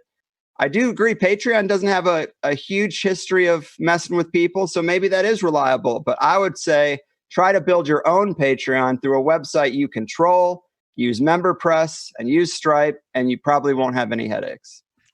Also, sounds like Greg is trying to get us all on OnlyFans. Yes. By the way, all my tights pics are on my OnlyFans. For all you guys that want to see me in my yoga pants, go to my OnlyFans right now. No, one thing that Greg said that's absolutely spot on is that when you do get a membership roster, I'll tell you this from one of the problems I had when I got deleted. Be sure and keep a record through. Now, MailChimp can drop you. They've dropped people like Stefan Molyneux, other people as well. But if you do use a service like that, keep up with all of the emails of your subscribers, so that if your payment processor drops you, you can email all those people and say, hey, follow me back to this new one. But don't ever lose those emails. That's very key. Can we at least acknowledge a small moral victory that the Facebook content moderators have filed a lawsuit against Facebook because they have PTSD from having to watch all of our videos? Hey, can I just say something real quick? If anybody needs processing, credit card processing, one of my best friends has his own processing thing, and he's all about that action, and he's not going to drop you. And he loves the outlaw stuff and the gangster stuff. So if anybody needs any kind of credit card processing, just let me know, and I'll put you in touch with my buddy. He's really good, and dude, he takes on everybody. As long as it's legal, he'll do it. You lost me there. Like, it's about money at the end of the day. You guys have YouTube channels and you're not making any money because you're demonetized, and eventually you're going to get squeezed out because of the content. So why not consolidate? If people have signed up to come onto Patreon, I've 1,700 people on my Patreon. I think Isaac Weiss helped us here as well. He's got almost 700. I don't know who else is out. If you're on Patreon, it's super fucking easy to go bop and slap $2 over to somebody else who's a similar creator, especially if you're getting extra stuff. You're getting little clips on YouTube. If you want to see the full thing, pay for the Patreon. If we all decide to go on there, Patreon can't kick us all off. I know it's back to the same problem of you're beholden to a platform, but it's just trying to consolidate everybody into the one place. Is Patreon for monetization or that kind of membership thing, is that apparent to everybody? And if anyone here has a video channel, y'all should have a podcast audio version, and you can just bop dynamic ads into it and just make money while you sleep. I think that's a really good point to try to consolidate things, only because I know me personally, I don't like having a lot of different companies that have access to all my information for my banking stuff. So, I mean, knowing that a lot of us in this community are on the same platform, even though it is kind of being on YouTube again, it lets people know that, hey, so some of my favorite creators are all using the same platform. I don't have to have a BitChute, or I don't have to have other type of payment platforms to support them. And I know a lot of people people want to support us, but if they're having to constantly change, it's like some people use Cash App, some people use Venmo, some people use Zelle, and it's hard to transfer to someone who doesn't want to use the same thing you're using. So maybe if we did kind of all come together and say, hey, this is what we all want to move to kind of make it easier on our subscribers and fans. Or the ultimate thing would be a conspiracy Netflix type thing, like Gaia. That'd be dope. So I think that's really good. If I could jump in for a second, Yeah, just go ahead. because I think there's one big elephant in the room on the platform issue, right? We're all going to move to a platform. Well, one thing is there's only 3 platforms that let you reach people from your phone live, right? So reporting on the ground like Dan Dix or Luke, I think he just left, but the type of things that he does, right? Or even myself at times are not available on any of these alt platforms. So even BitChute, you can't go live from your place, right? Oh, Luke is here. I don't see on the thing, brother. But anyway, you can't do that kind of on the ground journalism. And when you look at the 3 platforms you can, which are Facebook Watch, YouTube, or Periscope, aka Twitter, that's where you can reach tens of thousands, if not millions of people, at a live rally or whatever. And I think that's really important. So the idea that we're just going to migrate and not use the tools in front of us, I think is a naive one. And then you go to the censorship aspect, right? Because of words and code words, they never really work out. I mean, we also have to be very cognizant that even pre-COVID 1984, we lived in an era where they were pulling videos of congressmen and senators for saying Erica Caramello Bar's real name. And that's a government hearing inside a government building that everybody should know about. So again, man, I think that the on the ground grassroots stuff, I think a centralization of even a network of an RBN or a GCN old school radio network that's a podcast network where we're not beholden to the FCC rules and people can just take our videos, with our permission, of course, but mine whenever, and make them into a streaming audio loop that go out there. I love the fact that people are getting on Dish or DirecTV. I think traditional methods are also really important here because they may be able to get more people at this point than the technology methods. Unfortunately, I look at my demographic. I mean, I'm old. I'm 40, sure, but I have so many more people that are in that 35 to 60 bracket than anywhere else. So, I'm not saying we need to reach the same people, but we need to reach as many people as possible, and that's why, to me, a migration to another platform is just not a viable answer when news moves like that. And how long does it take you to shoot a video and then upload it, right? Especially if the bandwidth's not there. It's so much easier to flip that switch on your little phone and shoot in 1080p and show the world. Just my 2 cents. Yeah, I want to jump in for just a couple things here. So first of all, I run a gambling company and we do millions. So we have a lot of eyes on us, right? So we use WooCommerce. So I don't know if any of you guys ever used that before, but okay, Red Pill, you have. So WooCommerce is very friendly. It's very known in the gambling world, gambling, conspiracy porn. I know we joked about it, but it's really all the same thing, right? Those kind of edge fringe industries. So WooCommerce is one, it's WOO.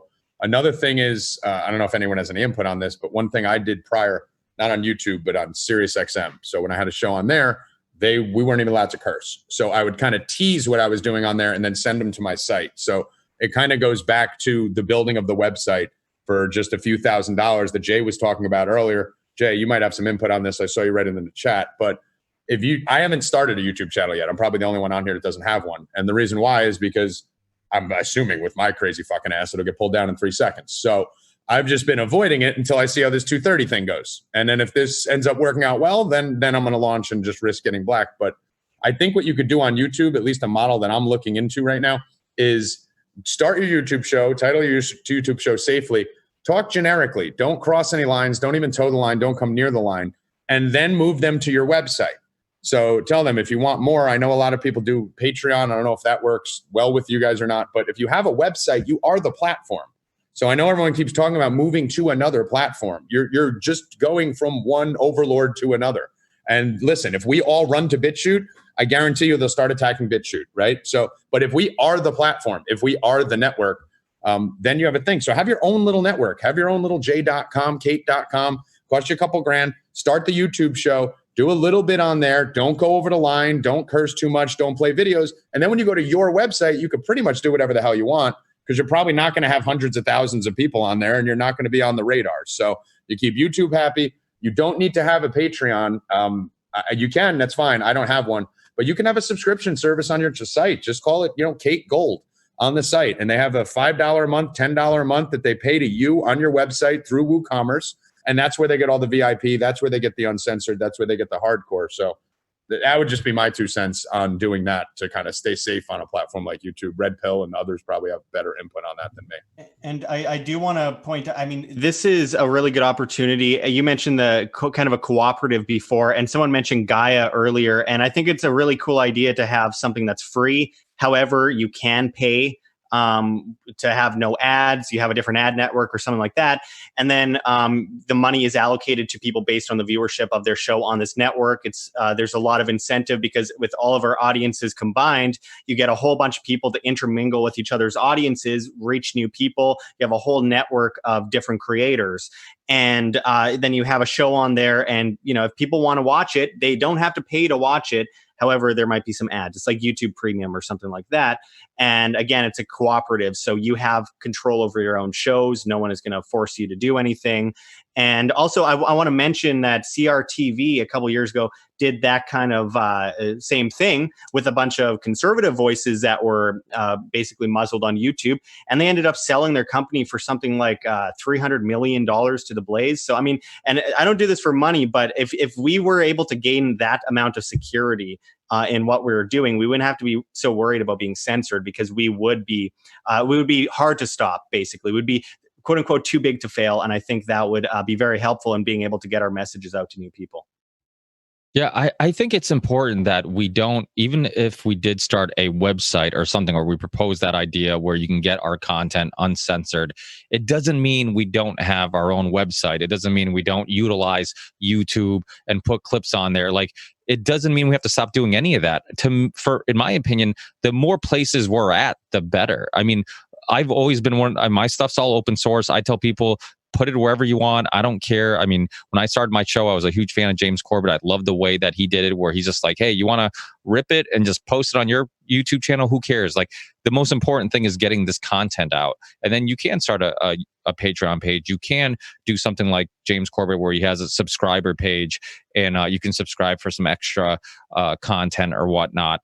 But I think it's, we're obviously, we're not in this because it's a great business decision, to get into alternative media, so making money is a great thing, but it's also, I think we all agreed, the most important thing is getting this information out there and then getting creative with how to make money afterwards. And if we have great content, but nobody's seeing it or nobody can get a hold of it, then what's the point of having great content? So if there was a lot of money that was coming in, then there'd be more money to spend on advertising and getting more people to see our content. So, I mean, I think it kind of goes in a circle. It's kind of perpetual, Well, if you're not demonetized yet, you can still make money off the clips, off the trailers. They still will pay you for that as long as you're not demonetized. Before we started uploading all these videos, we were putting the clips and they were paying us for that. So you can still make money off of YouTube. And like you said, just send them back to your website. And guys, I just want to say that some of you guys are just doing video shows. Again, somebody said you should do audio. And then you guys should all go on AdvertiseCast. They get everybody. Manscaped, Blue Chew. There's a lot of advertisers that don't care like how risque you are. They just want your viewers. And we've had some sponsors stay with us for years because of how loyal my listeners and my fans and how supportive they are. And that's why I work really hard to get them all that quality content. So if you're just doing audio, if you're just doing video, you're really hurting yourself. You should all be doing audio, and then you should all be trying to get on AdvertiseCast. And once you start doing that, man, there's a lot of agencies now that are looking for shows to put ads on. It's like an arms race right now. So, like, I know a lot of you guys have been doing YouTube for a long time. I come from a comedy world, and we started audio, and we've been doing ads on that. And so when I get demonetized, it doesn't bother me as much because I make most of my money through ads and, and doing live shows like Jeffrey was talking about. So for me, it's just like, you guys got to start pulling your audio and putting it out as a podcast. And then I think real quick, we should all at least think of like, where would be a fun place for us to all go or something like that. Not that it's our home base, but an idea of how to create our own little thing. And I still think that is the key, because if we can get one place where there's enough recognizable names, fans will come there. It just has to look slick and it just has to be easy to do. And once they see all their favorite shows there, they'll start going there all the time. That's just my opinion. So I just want to put that out. And about that podcast advertising, I just want to tell you that there's loads of other dynamic ad insertion podcast hosting platforms. Spreaker does it with Voxnest. Acast does it internally. Spotify has Anchor as their hosting platform. So if you put your podcast up, you just in the host thing, you pick a point where the ad will be inserted. Just click it, and it goes in the same as on YouTube. So you don't even need to get those ad reads from Blue Chew or this episode is brought to you by, you just pick the point and they'll put whatever ads on it. Now, there might be like some political ads or stuff that you don't really want to associate with your content, but you can choose what not to have. I'm hosted on Spreaker, and it's like 40% of the income comes in from dynamic ads. So like it's very easy to do, and you just rip the audio from your videos. And just cut in one more time. Oh, sorry. Well, I was just going to say another way. I have another podcast that I do, and it's kind of a lot smaller. The way I do that one with MoneyWise or sponsors, I do local sponsors. Like I'll show them, like I have a big following in Irvine. I'll go up to some barber and I'll tell them, like, yo, I got a big following, $300. Come on, we'll give you your answer. I'll tell him I got a haircut here. I'll show it off. And then if it works, we can work again. He'll hit me up and be like, dude, that was great. Some people came over from your podcast. You got a good following here. And then it's just keep it local. Local also helps. And just you're actually helping somebody out, a small business out too as well. XG, you punk. Yeah, that was exactly what I was going to say. So that's I know we're talking about stickers, bumper stickers, going on the streets, door to door. I used to sell fucking kitchen knives when I was 18 years old, door to door, right? So you can do anything door to door, but the stickers and bumper stickers are awesome. That stuff's great. I was a former club promoter and DJ and raver. So like, I love all that. Like the grassroots angle of this is critical to keep this movement real, keep it related to the people. But I was just going to say what XG's saying, where you guys all know what conspiracy theorists do, what they buy, what they look, how they dress. So everyone has local businesses in your area. Like you just said, target the ones that might fit the crowd. Look what conspiracy theorists wear. You're not going to go to like Armani Exchange and ask if they want a broadcast on your conspiracy pod, but you might go to the hemp store. You might go to, something along those lines, find something different. The other thing is with the podcast that Sam was talking about, it's pretty easy with our followings to convert them to iTunes and to the podcast. I've been able to say anything I want on there for a long time. And the benefit of it is, when you get your podcast up to, 10, 20, 30, 40, 50, 60,000 listeners, if my Twitter disappears today, that 130,000's gone, right? Like I'm not going to get half of those people back. Look at Tripoli. He had, like 70, and now the tinfoil hat cast, I've shoved it down everyone's throat like every day almost, and it's still only at 15, right? So you're going to lose a bunch of them, but the iTunes are still there. He's probably still got 100,000 listening to his iTunes. So you guys need to definitely get on that.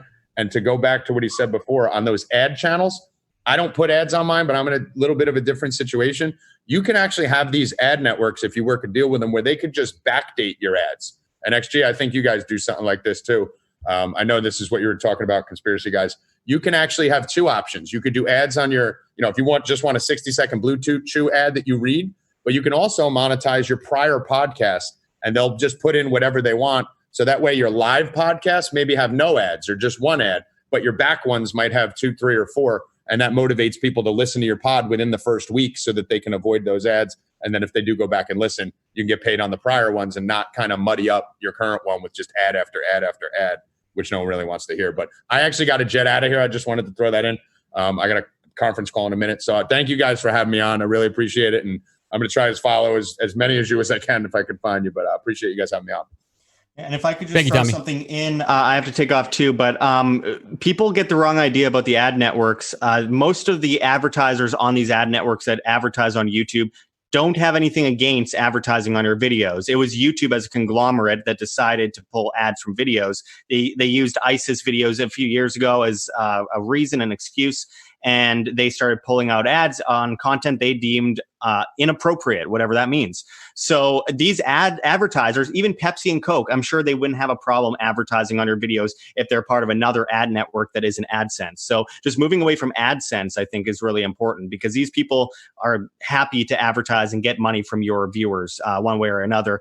And finally, I just wanted to point out that all of us here in this call, if we all just supported each other, connected and worked together in some way, some shape or form, it would be absolutely massive for all of us. I mean, every single one of us, at the very least, has 10,000 or more viewers that don't know the other one of you guys on here, right? And if we all were, working together in one form or another, we could actually pass around a lot of viewership and get our information out to new people and kind of crack through this issue that we're having today.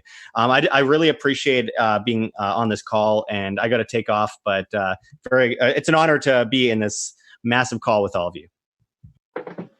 Hey, thanks, guys. Thanks for joining us. Thank you. Later, Josh. And then Josh. I would like to just piggyback on that as well. I think if maybe there's one microsite landing page that we set up that is, the unwanted.com or whatever you want to call it. And it is a listing of all the affiliates, but then to have your own website, if you have an affiliate page where you can bring in, and hopefully Mike and some of the folks who are going to repost this will have links to everybody, so we can just easily pick them up and then maybe even do a little design work around them and just have a page that says, hey, you like this podcast? Here's some other ones you might like. And then maybe we'll lose a listener or two because they'll like your podcast better. But that's what it's all about. It's community. Give me a damn That'd be cloth really to wipe my face and stuff. To do, because the thing is, you can treat it almost like a nonprofit website, because whatever AdSense is generated by people getting trafficked over there, that can all just be used to go into AdSense to promote that website on its own to get the message out even louder. Because it's kind of like you have artists that you may listen to and stream their music, but then you have an artist that you actually will buy their merch, you'll buy their records because you want to show support. That's basically how it would be with us. Like, we have a network or a safe place, I guess, where we can share all of our content and all the people can come find us. But then when they find a show that they like the most, that's the one they're going to donate, or that's the one they're going to support their Patreon. But just having a community site that we know that, okay, AdSense is getting generated from that website, we can now push that into it even more and just keep growing it like a nonprofit. Can I comment on the nonprofit angle of it? So I'm actually a financial advisor also, which is how I, the main way I make money. And it's, from people getting exposure to me through YouTube, which is the revenue model, not actually making money off YouTube. Yeah, but, I had an idea. Hey, Ernie, you need to mute yourself. But I had an idea where basically if we all created like our own individual like foundations, then that way our patrons could essentially donate money to us and have it be tax deductible on top of everything else. And so using some of the same tools that the system is using, but against them. And that's sort of putting the cart before the horse, because, first we need to be able to get people and create our own revenue models. I love what Sam said about, creating podcasts. I mean, truth be told, I only listen to, Sam through audio and not through video. And so, I think it's something that everyone should be doing, because it's so easy just to turn something into a podcast. No, it's just easier, man. But yeah, I mean, and also going low tech. I mean, so going out there and having, like Jason was talking about, getting the 53-inch TV and going out to the people and doing bumper stickers and doing those sort of things and going back to low tech. And I also invited Ernest Hancock on here as well, who he's been sort of spearheading the IPFS movement, and he was able to make it. He's actually coming from his love bus right now. He's driving across the country to spread vaccine awareness, but he's an OG in the movement, created the Ron Paul Revolution logo, helped spark the Ron Paul launch off. And when it comes, and right now, if you want to watch Plandemic, the only version that's never been taken down is actually his version on IPFS. So I don't know, Ernie, if you want to chime in about IPFS. The people that are patrons for a lot of the stuff that we do were a lot of the money behind Plandemic the movie, and they were upset that it was censored so much, especially it was popular. It's popular, and it's gone. And they knew we had done the IPFS, but they didn't understand its ramifications and why. Because we knew that this was coming, that there was right when you needed it the most Super Bowl time, and it's gone. And so what we started a few years ago, Derek Slopey is my IT guy, and he told me, he said, this interplanetary file sharing thing, he goes, this is what you're talking about. Because we did pirateswithoutborders.com, and the third letter of Captain Mark in Reprisal is first mate, whatever. But the third letter was all about this. It was hailing frequencies invisible to the Crown. And people would talk about Signal and WhatsApp and all that got popped by Facebook, all this stuff being end-to-end encrypted. And I'm going, yeah, but they know who you're talking to. You give them the phone number. I go, you go into the Pirate Bay and you have the ISR on Lighthouse there watching everybody. They may not know what you're saying, assuming they don't know, but they know who you're saying it to and then who you talk to then. And then they're mapping out the pirate network. So all these social medias, it doesn't matter whether it's secret or not, and I don't believe it is, but even if it is, they know our network. Like right now on Zoom, they already know that we're here doing this and whatever. When they did Jade Helm a few years ago, a lot of the activists, from the Levolution, they came, oh, man, look there, Jade. I go, and me and my friends, old guys from the Libertarian movement were going, you guys got your phones on, right? Well, they know your network. I mean, God, I can't believe what you guys are doing. So my thing was I wasn't worried so much about the network as I was about the censorship. When the information, everybody was going to know, they may delay for a few weeks or whatever, but sooner or later, everybody's going to know the truth about various different things. And, but I just didn't want the censorship. So what we did is we started, it was a year ago in February, and we turned it on and we did James Corbett's entire site. We did Pirates Without Borders, Freedom's Phoenix, and we started, copying a bunch of other videos and different channels and so on. Well, when pandemic hit, it was a neon flashing example of what we were talking about. What we were talking about is there's going to be something that they're not they want it delayed. When it's the most important time, when it's Super Bowl time, they're going to shut it down. You're not allowed and you can't do it. Well, we demonstrated that, yep, there it is, and it's there forever and always, and bite me. So that's what we were looking for, is the communication that can't go away. The privacy of it is important also, hailing frequencies invisible to the Crown. But the main thing is I didn't want them to take it away. And we stopped doing Facebook and Twitter and YouTube, and I'd stop emphasizing that other than say, hey, we're here to let you know we're over there. In 10, 9, 10, 11, we just kind of stopped because I could see where it was going. If we don't have social media that can't take it down, it's if they can, they will. They sure as heck want to. It's not like they got some moral hurdle, they have to go, oh, we shouldn't do that. That would be wrong. No, they're messed up in the head. They're going to do it. So my whole thing has been, until we have social media that can't be stopped. I'm not even really that concerned that they know it. It's like Bitcoin. We can see you, yeah, but you couldn't stop the transaction. So that's what we need to be thinking, and that's what we're working on. And we decided in October, I could see what was coming. And like before, they go, how did you know? And I'm like, how the hell did you guys not know? Well, I know this crowd, a lot of us, we knew. It's just when it hit. And Corbett and I had been doing a show every week for a long time, for years. And it's like, I'm going, is 2020 it? Yep, it's it.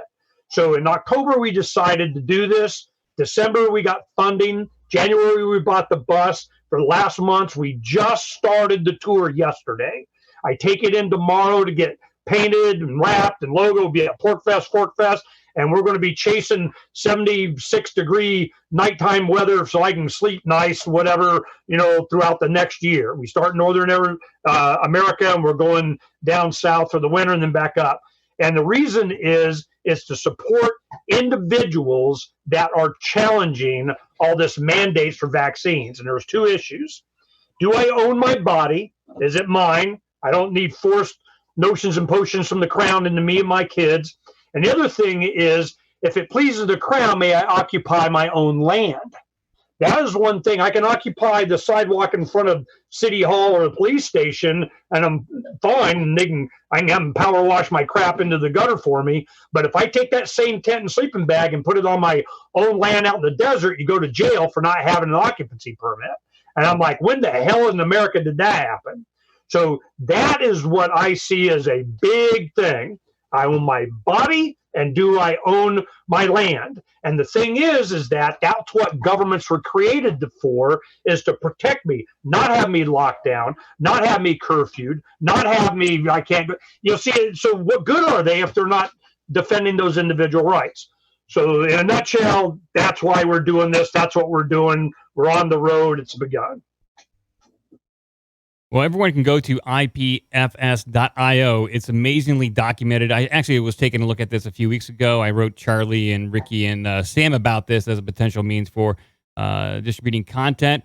And I was looking up there. You got like node clusters and desktop support.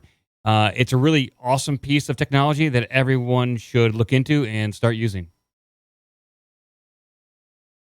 Yeah, and is there any technical questions anybody wants to ask? Because I think Mike and Ernest would be great guys. Oh, he to far ask. surpasses me. I mean, come on. Oh, you're assuming Guys, I gotta anything. jump. I'm sorry. I gotta jump. Thanks. This was awesome, dude. I enjoyed hearing from everybody. I hope we could do it again soon. Absolutely. Thank you, Sam. Take care of your babies. Bye, guys. See you, Sam. Thank you. The technology is really not.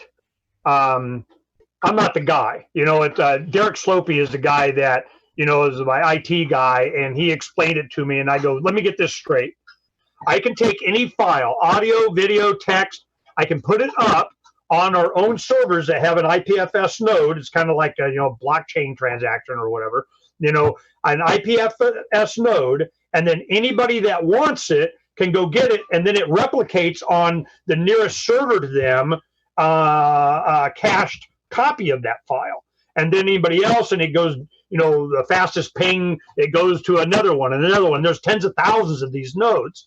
Well, we started taking Raspberry Pis with a terabyte hard drive on it, and Raspberry 4s now are even, hell, they're way better than the others now.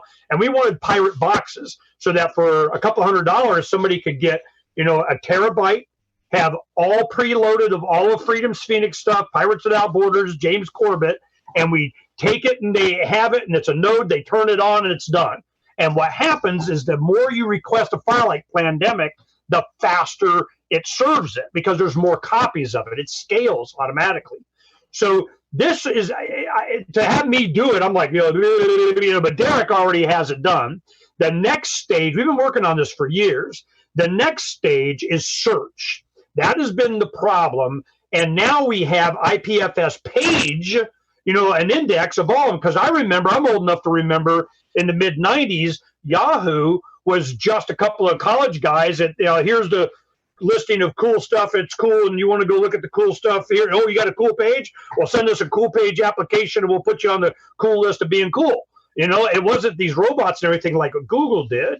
So now with IPFS, all you have to do is you fill in the format that you have. Here's the hash, here's the metadata for the links, here's the, and you go search that, and it's over. When search hits, we've talked to a bunch of guys. Colin Pape at Pre-Search has started working on this a little bit, and Derek has it ready. He's just busy. We're just so, he's got bulldozers and hacker space and 18,000 foot square warehouse of laser cutting. He's like, oh man, that's like work, man. I got other stuff to do. But he's right on the edge. If it's done, you go on, you do a search right now. You go to sitepins.net, I think it is, and it's already there. This is all done. We've been working on it for years. What we did is demonstrate it because we knew this was coming. That last Anarchapulco in 19, Luke and the guys are always, Dan Dick, those guys are all making fun of me. Oh, there's Ernie again. He's going to start drinking your shots because he's going to say IPFS, And, but I'm going, yep, you got to start getting demonetized now. You're getting deplatformed. You're going to be taking this seriously. Well, now here we go. So it's not necessarily have to be IPFS. It's just we wanted to demonstrate that it could be done. This can be done. It is being done. And I'm just, So we're out in the wild promoting this kind of stuff because, that's what I do.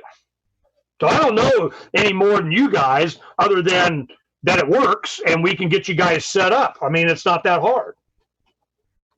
It looks amazing. Yeah, I'm going to download this and start toying around with it. Yeah, if the biggest obstacle you guys have is search, that's something that I would definitely like to start taking a look at. How do you build a recommendation algorithm around IPFS? That might be interesting to try to do.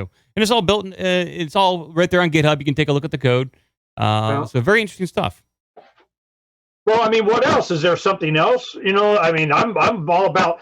See, the problem is with BitChute, I do 3 hours a day, Monday through Friday. And for Donna, even when we were at our high speed, whatever, and here in the Love Bus, we often have high speed internet and we're doing, but to load 3 hours of video every day on BitChute or, DTube or, D this or whatever, the library, it takes for freaking ever. We've had, conversations, Jeremy Kaufman, we, sit there and talk. We tried Float. We're dealing with Kingsley Edwards. We're doing it's just, it can't take the bandwidth to load it up, and it serves it well, once it's up there and everything. But, my wife will divorce me if I make her do this all the time, standing there waiting for it to freaking load up all the time. So we need something that's fast, that goes up, that's available. And if they can't serve the user, the content supplier, certainly when you're doing 3 hours a day, well, hell with them. We'll just do our own pages. And this is what Corbett did. We scraped the YouTubes for like Luke and so on. We scraped all the YouTubes and the YouTubes we have on Freedom's Phoenix. We're 15 years. We have over 400,000 entries, 29,000 videos we scraped. So this is, and I go, pick this one and this one and this one. I think Luke had, 6,000 videos or something that we did to save them. And the reason is because I knew they were going to go away. So the Liberty community, we have the answers. And certainly James Corbett was a great example. I'm going, hell yeah, I want Century of Enslavement. You put in, Federal Reserve, it's the first thing that used to pop up. Now it seems like it's starting to come back. And I think they, them, those, I call them, who are they, you conspiracists? I go, there are those that just want to be left alone and those that just won't leave them alone. That's who they, them, those are. Well, they, them, those that won't leave me alone, they are censoring this very kind of data. And I think they're starting to see that it's created, it was already there, and the infrastructure for bypassing all of this stuff is ready to go snap into existence. And they went, whoa. No, we'll keep it up. We'll, I go, yeah, screw them. I don't trust them. It's not going to happen. And those that are trying to live by the algorithm, is just going to be roadkill. So we've been quietly back. I mean, I'm not that quiet, but I'm not big like you guys because I don't focus on Facebook, Twitter, Instagram. I have all the channels. I got my Pinterest. I got all that stuff, but I could see how they were controlling you.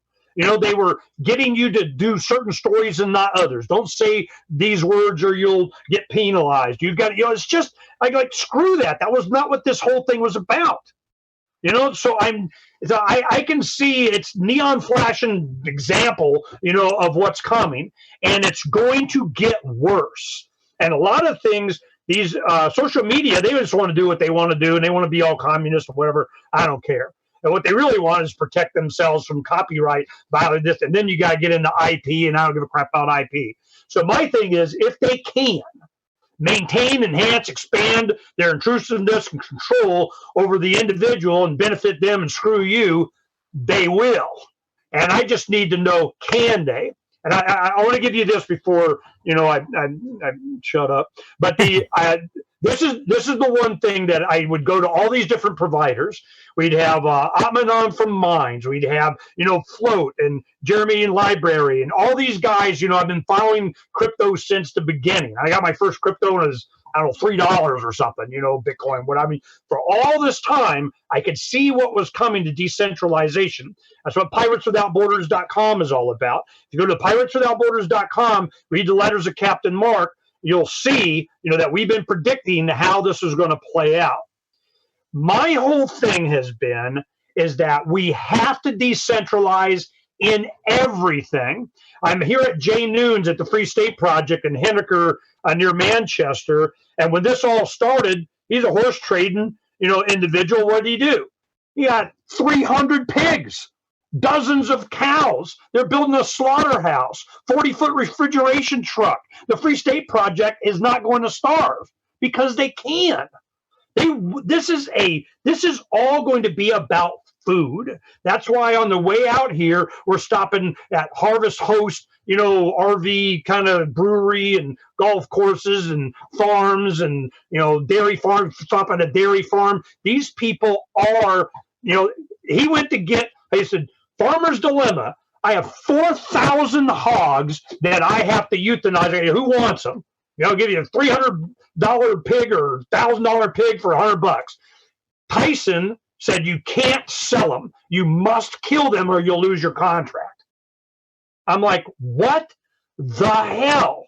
So he's got fields he's cleared out here and doing and selling. He had hundreds of hogs and now he's got like 20. And people just keep coming and getting. They're doing the same thing. They're getting their farm all set up on their little lone prairie. If I got a couple of acres.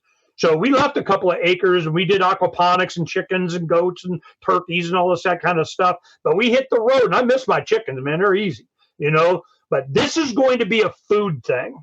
And I am so worried that we had a lot of stuff from H1N1 in 9 and 10 when the grandkids go in the attic to help my wife, get stuff ready to move and so on. They go, what, all these hundreds of rolls of toilet paper and 6.5 gallons of Purell? I go, well, hell, I didn't even know. I forgot I even had it up there, So my wife goes, well, I don't think we need anything. I go, that was the point. This is so as influencers, you guys here, I see the biggest problem is that when you start emphasizing this stuff for people to be ready and it not matter, that you have the better quality meat, that you have, like pork, it's not the other white meat. The reason Jay was telling me it's white is because they're on concrete. They don't get the iron from the soil. So they said it's white because they're anemic. Just, oh my God. This is stuff that they didn't anticipate, that people were learning this stuff, that people have alternatives. And what happens is when you guys start talking about this and you're learning about and you're starting to share, that's when they're going to start shutting you down. That's when they're going to demonetize you. That's when they're going to say, no, you're not allowed to talk about that stuff. So we got to get up. And if you guys got something else, get us on something else. And this is my standard, the Catapult channel. All these guys, I go to them and I say, hey, man, can I have my Catapult channel? Oh, yeah, we got, knives and guns. And I go, no. Little furry white baby kittens being catapulted into sorrel cactuses with spines sticking out their eyeballs. Okay? When you can't take down that video, then I know I'm free. Because the internet is all about freaking cats. Man, you harm a freaking fake cat, they will come after your ass. So I just want to know when I can have Catapult videos and you can't take them down, that's when I know I'm free. Well, fair enough, Ernest. Hey, thank you for chiming in there. You just gave us a download. We'll have to go back and try to digest it all. I don't know how long everyone has. I'm going to stick around as long as people have something to say. I can always open up the phone lines if we have anybody that wants to, ask questions. Ricky, you have anything to say? No, I love what Ernest said. Yeah. I mean, the good news, he came with energy, which was good because we were like 2 hours in. The bad news is I never sent him the email telling him we were trying to limit it to 2 minutes. But that's fine because everybody else, I think, has been kind of quiet of late. And I think we needed that. We needed that tech aspect of it. And also, I think we needed the fact that he actually came with some solutions. And Yes. I think that's something that we're all open to. I think the common thread with this whole conversation is the fact that we all just care about getting this content out there, it being uncensored, people being able to go down any rabbit hole they want. And when we first got into this, when whatever documentary or video or whatever gave you that red pill to get us down this rabbit hole, that's much harder for people today. It's harder for them to get that content. And, so solutions is exactly what we need. Does anybody want to expand on what Ernest said? Or Mike, do you have any questions in regards from the tech aspect just of the it? tech side. I mean, I'm not going to ask any questions. It's just a very interesting technology. I'm going to download it and start playing around with it. It's not unlike a more expanded and more well-refined version of Napster, but you can spin up your own instance and and upload things to it. So it's fascinating. I'm going to start working with it and promoting. I got a Raspberry Pi sitting here that's just waiting for to be worked on. So I'm going to see what I can do with it. I met Jay Noons here. He wanted to do a 2-minute thing. He's part of the guys doing all of this food thing. I think it'd be interesting to hear. You mind if he gives a couple of minutes? I'm sorry, I didn't know I was limited to 2 minutes. That was a mistake. Tim, you should have told me because. It's all right. It's all good. Yeah, no, you came in when I think we were kind of just sharing ideas, and we didn't know what solution was best, and we're kind of just sharing solutions. So I think centralization, everything. Go to pirateswithoutborders.com, read the letter, and boom. We've been thinking about this I've been doing this for 30 years, and I'm telling you, if it doesn't come down to the individual, what's the point? The whole point of government, that's why my show is Declare Your Independence. The purpose of government is defense of individual rights. When it doesn't do that, it's type to alter or abolish it's your right, your duty. Now I'm in. That was it. And I go, if they're not doing that, and what the hell are they good for? I'm locked in my house. I wasn't. I didn't give a crap. But, the thing is, if they're not protecting me from being locked down, from being forced vaccinated, from me having my guns taken away, from them, what the hell good are they? I'd say, next. Anyway, Jay, go ahead, man. Just give a 2-minute. Well, I'm not on a camera here. But anyways, this is Jay Noon. Can be. And go ahead, put me on. And I've been in agriculture my entire life. Maybe not. And as you guys as influencers, what you should be doing, in my opinion, is you should be telling people to make it a point to go meet a local farmer if they're not able to farm and raise themselves, even if they are. Like literally what I did 3 months ago, one of my friends is a pig farmer. Yeah, 4 months ago, I guess. And I'm like, hey, this scamdemic's going on. You've been listening to Ernie, I listen to all these podcasts and he listens to a lot of them too. I says, yeah, we got to get ready for this because we need to feed a lot of people. So we went on a hunt to start buying pigs, and we came across a guy with the euthanized deals. So I got some friends together and we bought a semi-trailer load of piglets, 680 of them, essentially, between all of us. I ended up with 200 of them. And then I've been selling them literally to everyone here. $150 if you pay cash, $100 if you pay me in Bitcoin, silver, or bullets. And I have sold about 70 or 80 of these piglets literally in Bitcoin, silver, bullets, and also Utah Goldbacks. I don't know if you guys have seen those for the $100 price, because piglets, just get on Craigslist and see what piglets are worth in your neighborhood.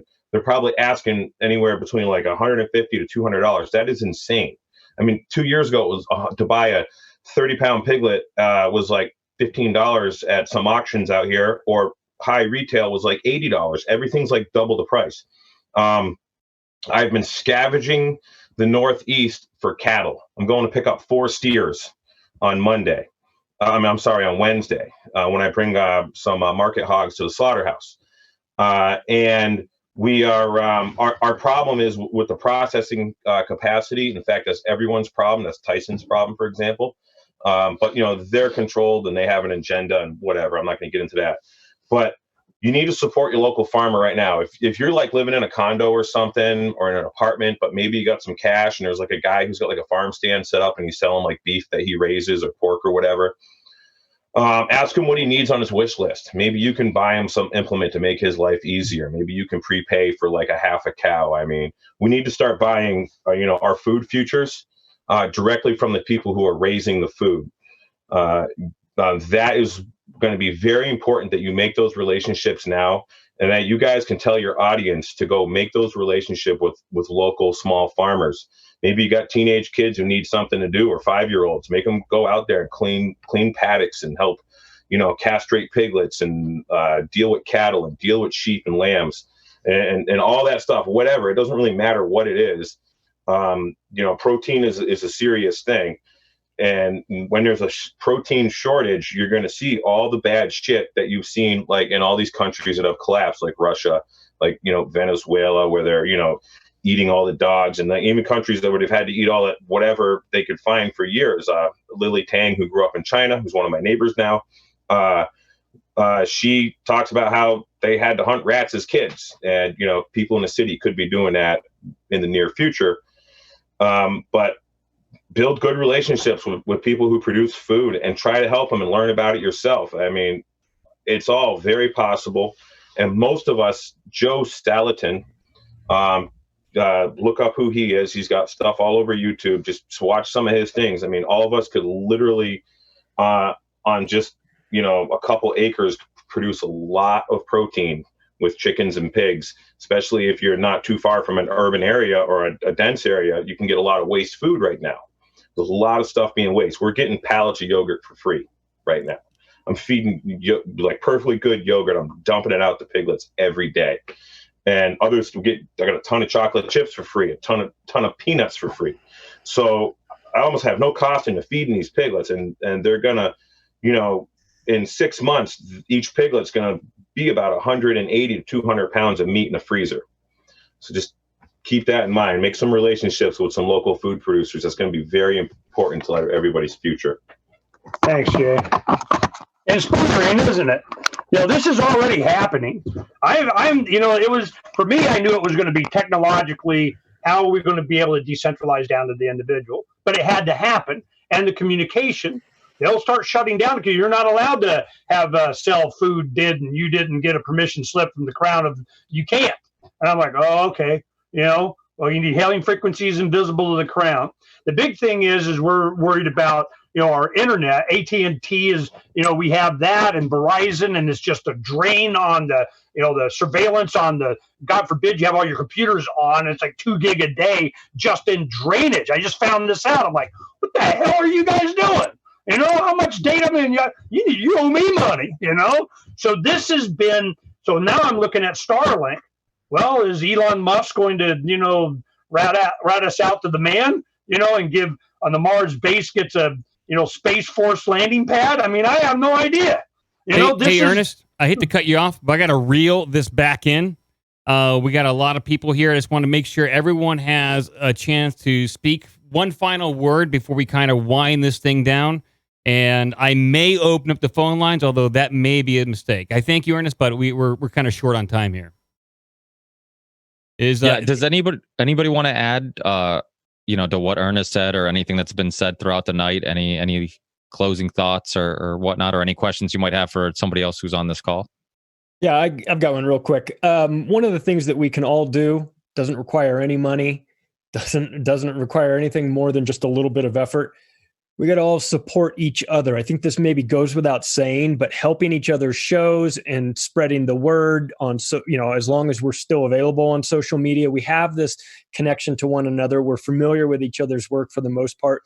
We cross-pollinate our audiences by going on each other's shows and taking other people's content that you see that you like and retweeting it or putting it out on Facebook or wherever. And we all know these are going to go away at some point. So it's not a long-term strategy, but helping each other to grow our audiences. We're not all Sam Tripoli's and James Corbett's out here. We don't all have that brand name recognition, but we have a whole lot of people that in this little world, just the people that are even on this call right here, that we can work with. We can help each other out. Some people are bigger than others. Some have been doing it longer, have a broader reach. But this, one of the things I noticed when I've been at Anarchapulco the last couple of years is that I consider that to be sort of like the Super Bowl of the alternative media. A lot of the alternative media showed up there. They're all, it's a great networking opportunity, and we need to do a little bit more of that. I think this is a great start. Obviously, we can be better. I think most of the people that are on here, I recognize them. I watch their stuff. But still, just our ability to spread out the audience to some of the other shows that maybe don't have the reach can be very helpful. And it doesn't take much. It just requires a little bit of effort. It doesn't cost us anything, just to be mindful of sort of, we are all in this, they've been saying that for the last 3 months, we're all in this together, which we all know is bullshit. But this alternative media situation, we really are all in together. So the fact that we can come together, help each other out, promote each other's work, I think will go a long way, and it's the right thing to do.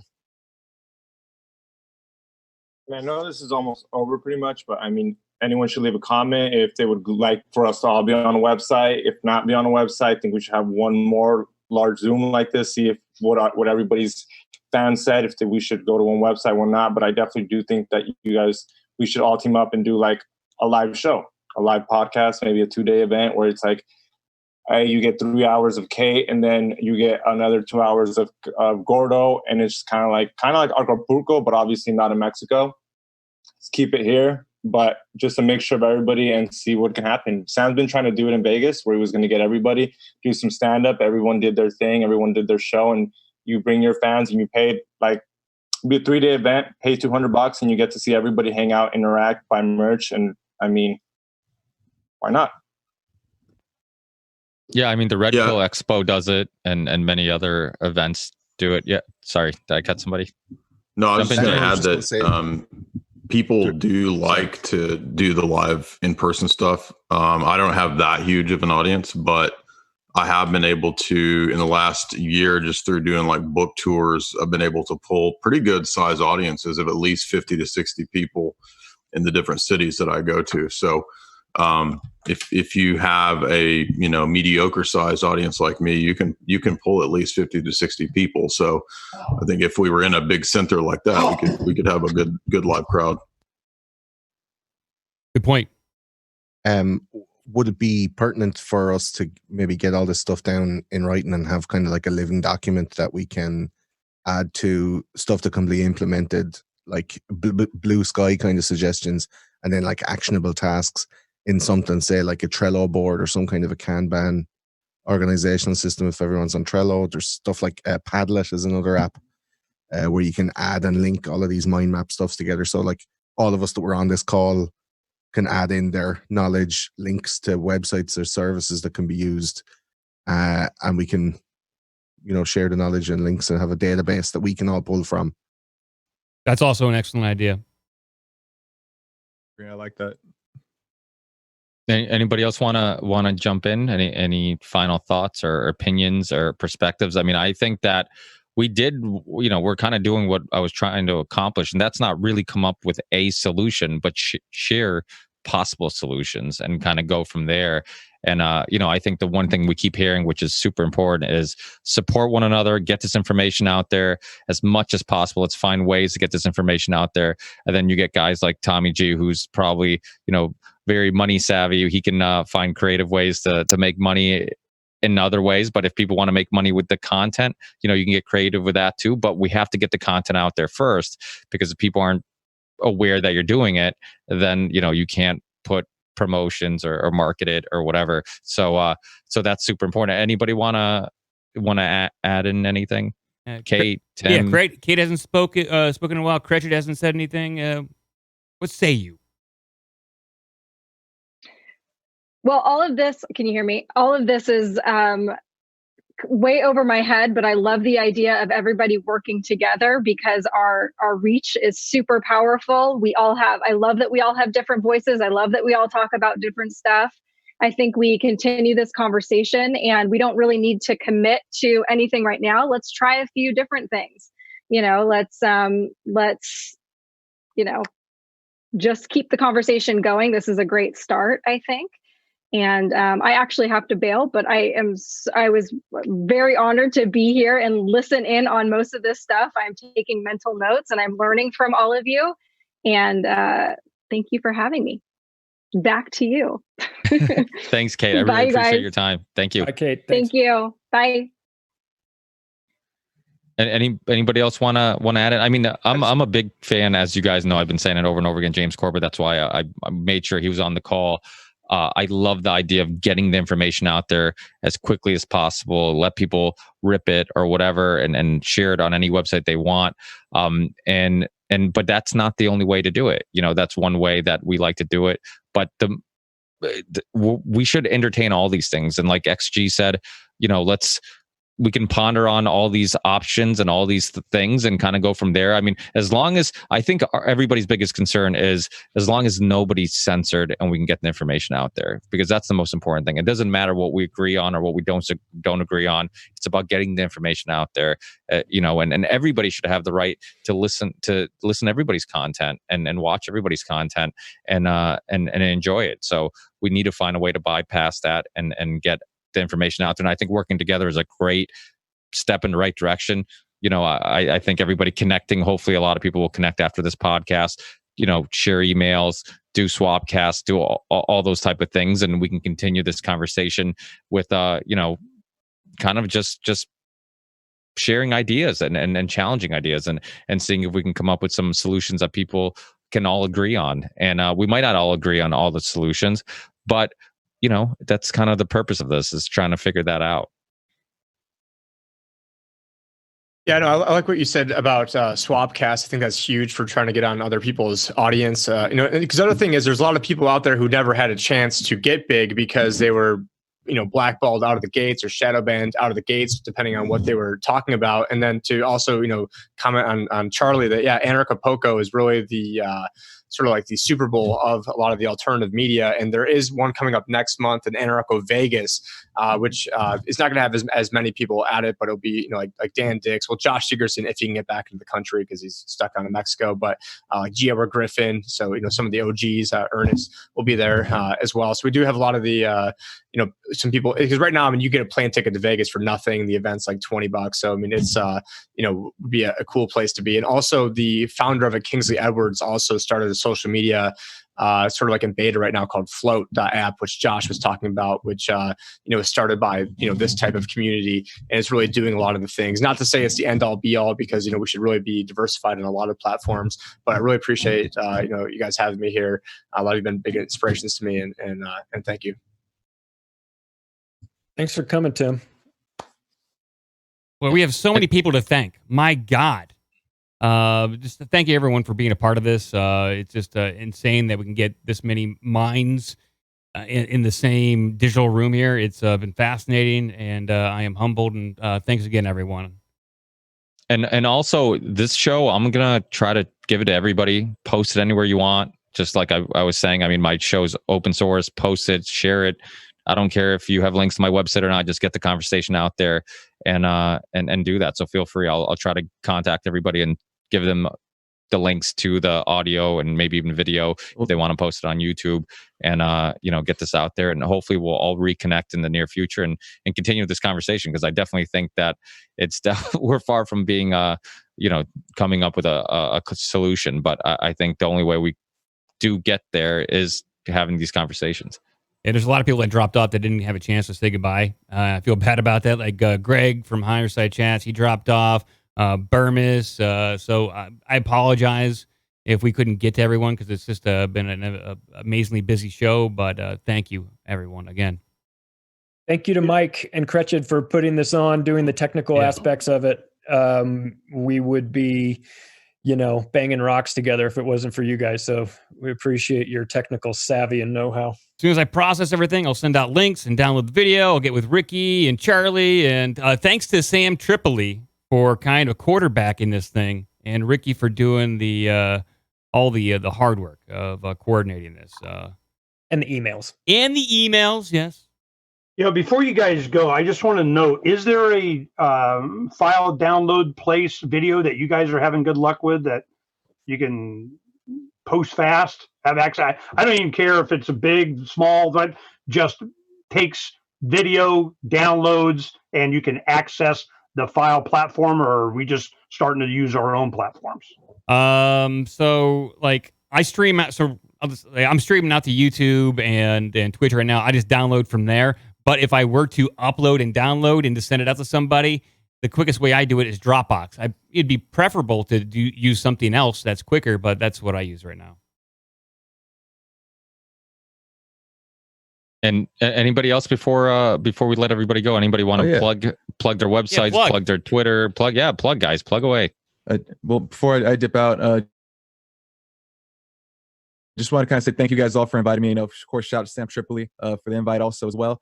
But again, let's keep sharing this information. Let's kind of keep the community tight and engaging. We don't got to be an echo chamber, but let's not hide other people's content. And also, keep the listeners engaged. It's not just us talking to them, it's kind of us engaging with them. And a lot of people out there are afraid to have these conversations because they're afraid that they may be rejected by the people that they love the most. So this should be an open and welcoming place for people to give out their fringe ideas that may not be accepted, but may not even have been discussed. goes without Yeah. saying, no racist, bigotry, just outright hateful stuff. Come on. Yeah, and I think what you said was a really important point, because it's something that I completely forgot to bring up during the podcast, was the fact that we don't even have to come up with these solutions ourselves. We have listeners, we have people who do love our content, who might have some great ideas or great ways of helping us. So just putting these conversations out there, them knowing that we're kind of exploring ideas and trying to come up with ways to resolve these issues of censorship, we might get some help from some great fans. And you think about everybody that was on this call: Ben Swann, James Corbett, Greg, everybody who's still on now. I mean, you combine everybody's platforms, and there's thousands and thousands, possibly millions of people who are listening. And there might be a dude out there who has a little free time, who can come up with a great solution or a great way of resolving the issues we're discussing. So, I think just having these conversations, even if we're not the ones solving the problem, we have hopefully fans that can also help. So engaging with the fans, I think, is also a great idea. Send this link to Elon. You know that he's red pilled, man, and he has the people and the power behind it. I just want to say thanks to Sam for asking me on, and thanks to you guys for hosting me. I'm around 6 or 7 years, but I haven't met a lot of you guys. I stalk you on Instagram. I follow you all the time. Oh yeah, well I'm blowing up Twitter at the moment, putting up stuff. I'm kind of having my swan song on Facebook and Twitter. I'm after deleting all of my YouTube videos already voluntarily before Christmas. So I'm kind of extricating myself, but trying to keep some sort of presence, like we were talking about earlier on. But it's and I don't even fucking go that hard. Do you know what I mean? Like, we don't even talk about Jews or whatever on our show. We don't, for the people that are going hard, I'd say it's a lot more difficult. There's offers and stuff coming in for my show from different places as well. And when that kind of blossoms and blooms, I'll share that information with you guys. But it's great to make acquaintance. It's great to touch base. And I'm sure you guys will all be on the show doing SwapCasts or as guests in the future. So thanks very much. I just followed you. Do I get access to your OnlyFans as well? Yeah. Yeah, well, when all the rest of the lads go off the call, we'll just do it on Zoom here. Just while I'm waiting ready. Awesome. Anybody else wanna plug and say their Just goodbyes? want to apologize for taking. So I didn't know that. It's all right. It's all right. It's all right. I'm sorry. I was just excited to be able to share with you guys, and I'll just say good night. Peace, guys. Keep up the good work. It made me feel really good about all the questions I asked, anyways, because I thought I was after going off. No, Ernest, it was just it's not your fault. I obviously I was a little concerned about people talking over each other or having enough time for everybody. By the time you came on, I think we're getting to the point where people, we've kind of all said our piece. So it was nice to get your insight, especially from the technical aspect of it, because you have been doing this for a long time, and a lot of us are more creators, and you're kind of know a lot of the behind the scenes stuff and really came with some solutions. So I think you really gave. Yeah, no, I've been an activist. My wife and I have been doing this since the late 80s. And I go on and on and on. That's what my show's about. But the main thing is that we knew this was coming. That's why we had Freedom's Phoenix. The logo is the Phoenix coming out of the ashes of Lady Liberty's torch. It's the rebirth of freedom from Lady Liberty's torch. That logo was like 96. We came up with that. We knew what's happening right now was what was coming. So we were preparing for that. Well, when that happened, we were technologically, because we were ready for this. And that's why I was so excited to explain this to you guys, let you know that there is a solution. It's already being done. We did it just to demonstrate it for the past, year and a half or so. That's for a lot of you heard my thing. I'm just really grateful that I was able to share that there is a solution and that we're out here promoting. That's why my wife and I we have 4 kids and 12 grandkids, and we just gave everything to them. We put what we really wanted in storage. We got the bus. We pimped out the studio. We have everything in rock and roll and doing this, and to be able to talk to you guys about this, heck, I didn't even have to take the bus tour now. Peace, guys. Thanks for letting me ramble. I appreciate it. Good luck. Thanks, Ernest. Thanks, Ernest. Till next time. Killed here. Now that no one's here, I can play Thanks sound for drops. having me, guys. I didn't say anything up until now because this is I'm new to a lot of this stuff, and I was learning a lot from you guys during the whole thing. I appreciate being a part of it, and hopefully next time I will be able to contribute more solutions. You definitely got my creativity stirring with some of the things you guys have been talking about. So thanks a lot for having me here. I enjoyed it. Hey, and plug your website or anything you want while you're at it. Do what? Say that again. Sorry. Oh, if you want to plug your your show or anything. I do a daily show called It's the Propaganda Report Drive Time News Blast. I do it with Monica. Monica was in here earlier. It's on thepropreport.com. Awesome. Thanks a lot, Yeah, so thank you. Anybody else? Jay, you Fame? Anybody want a red pill? Yeah. Oh, sorry.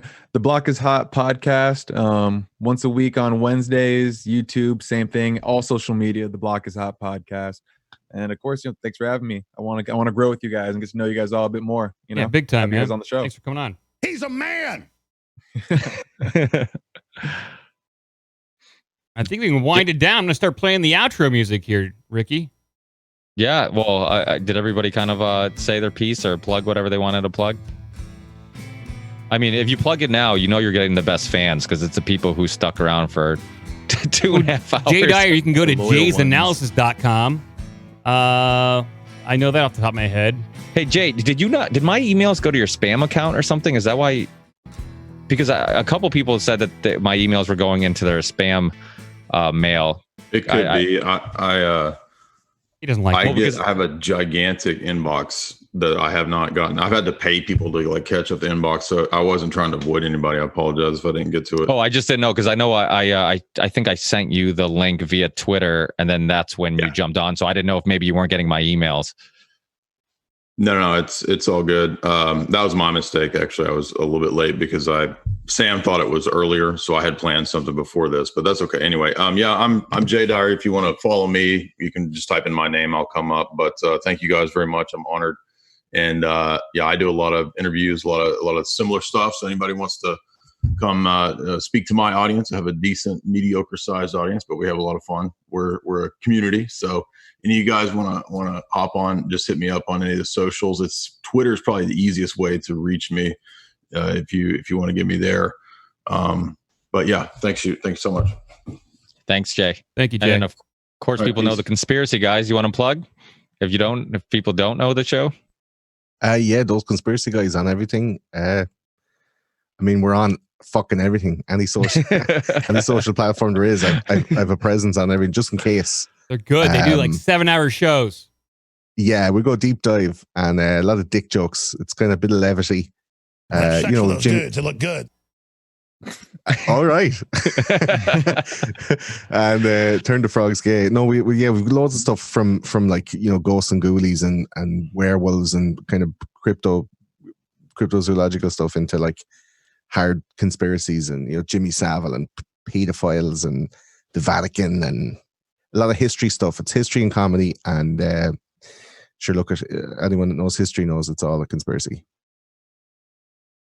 I'm into all that shit. I love your stuff. Yeah. Cool, guys. Now I will play the outro music. Yes. I didn't know if Red Pill was there or not, but yeah. Either way, thanks, guys. Ripple Effect Podcast. This was awesome privilege to have all you guys on. And let's all stay connected and stay in touch and support each other's work. I think that's a step in the right direction in regards to growing this community and fighting back. Yeah, big time. We'll stay in contact. Next time, gentlemen.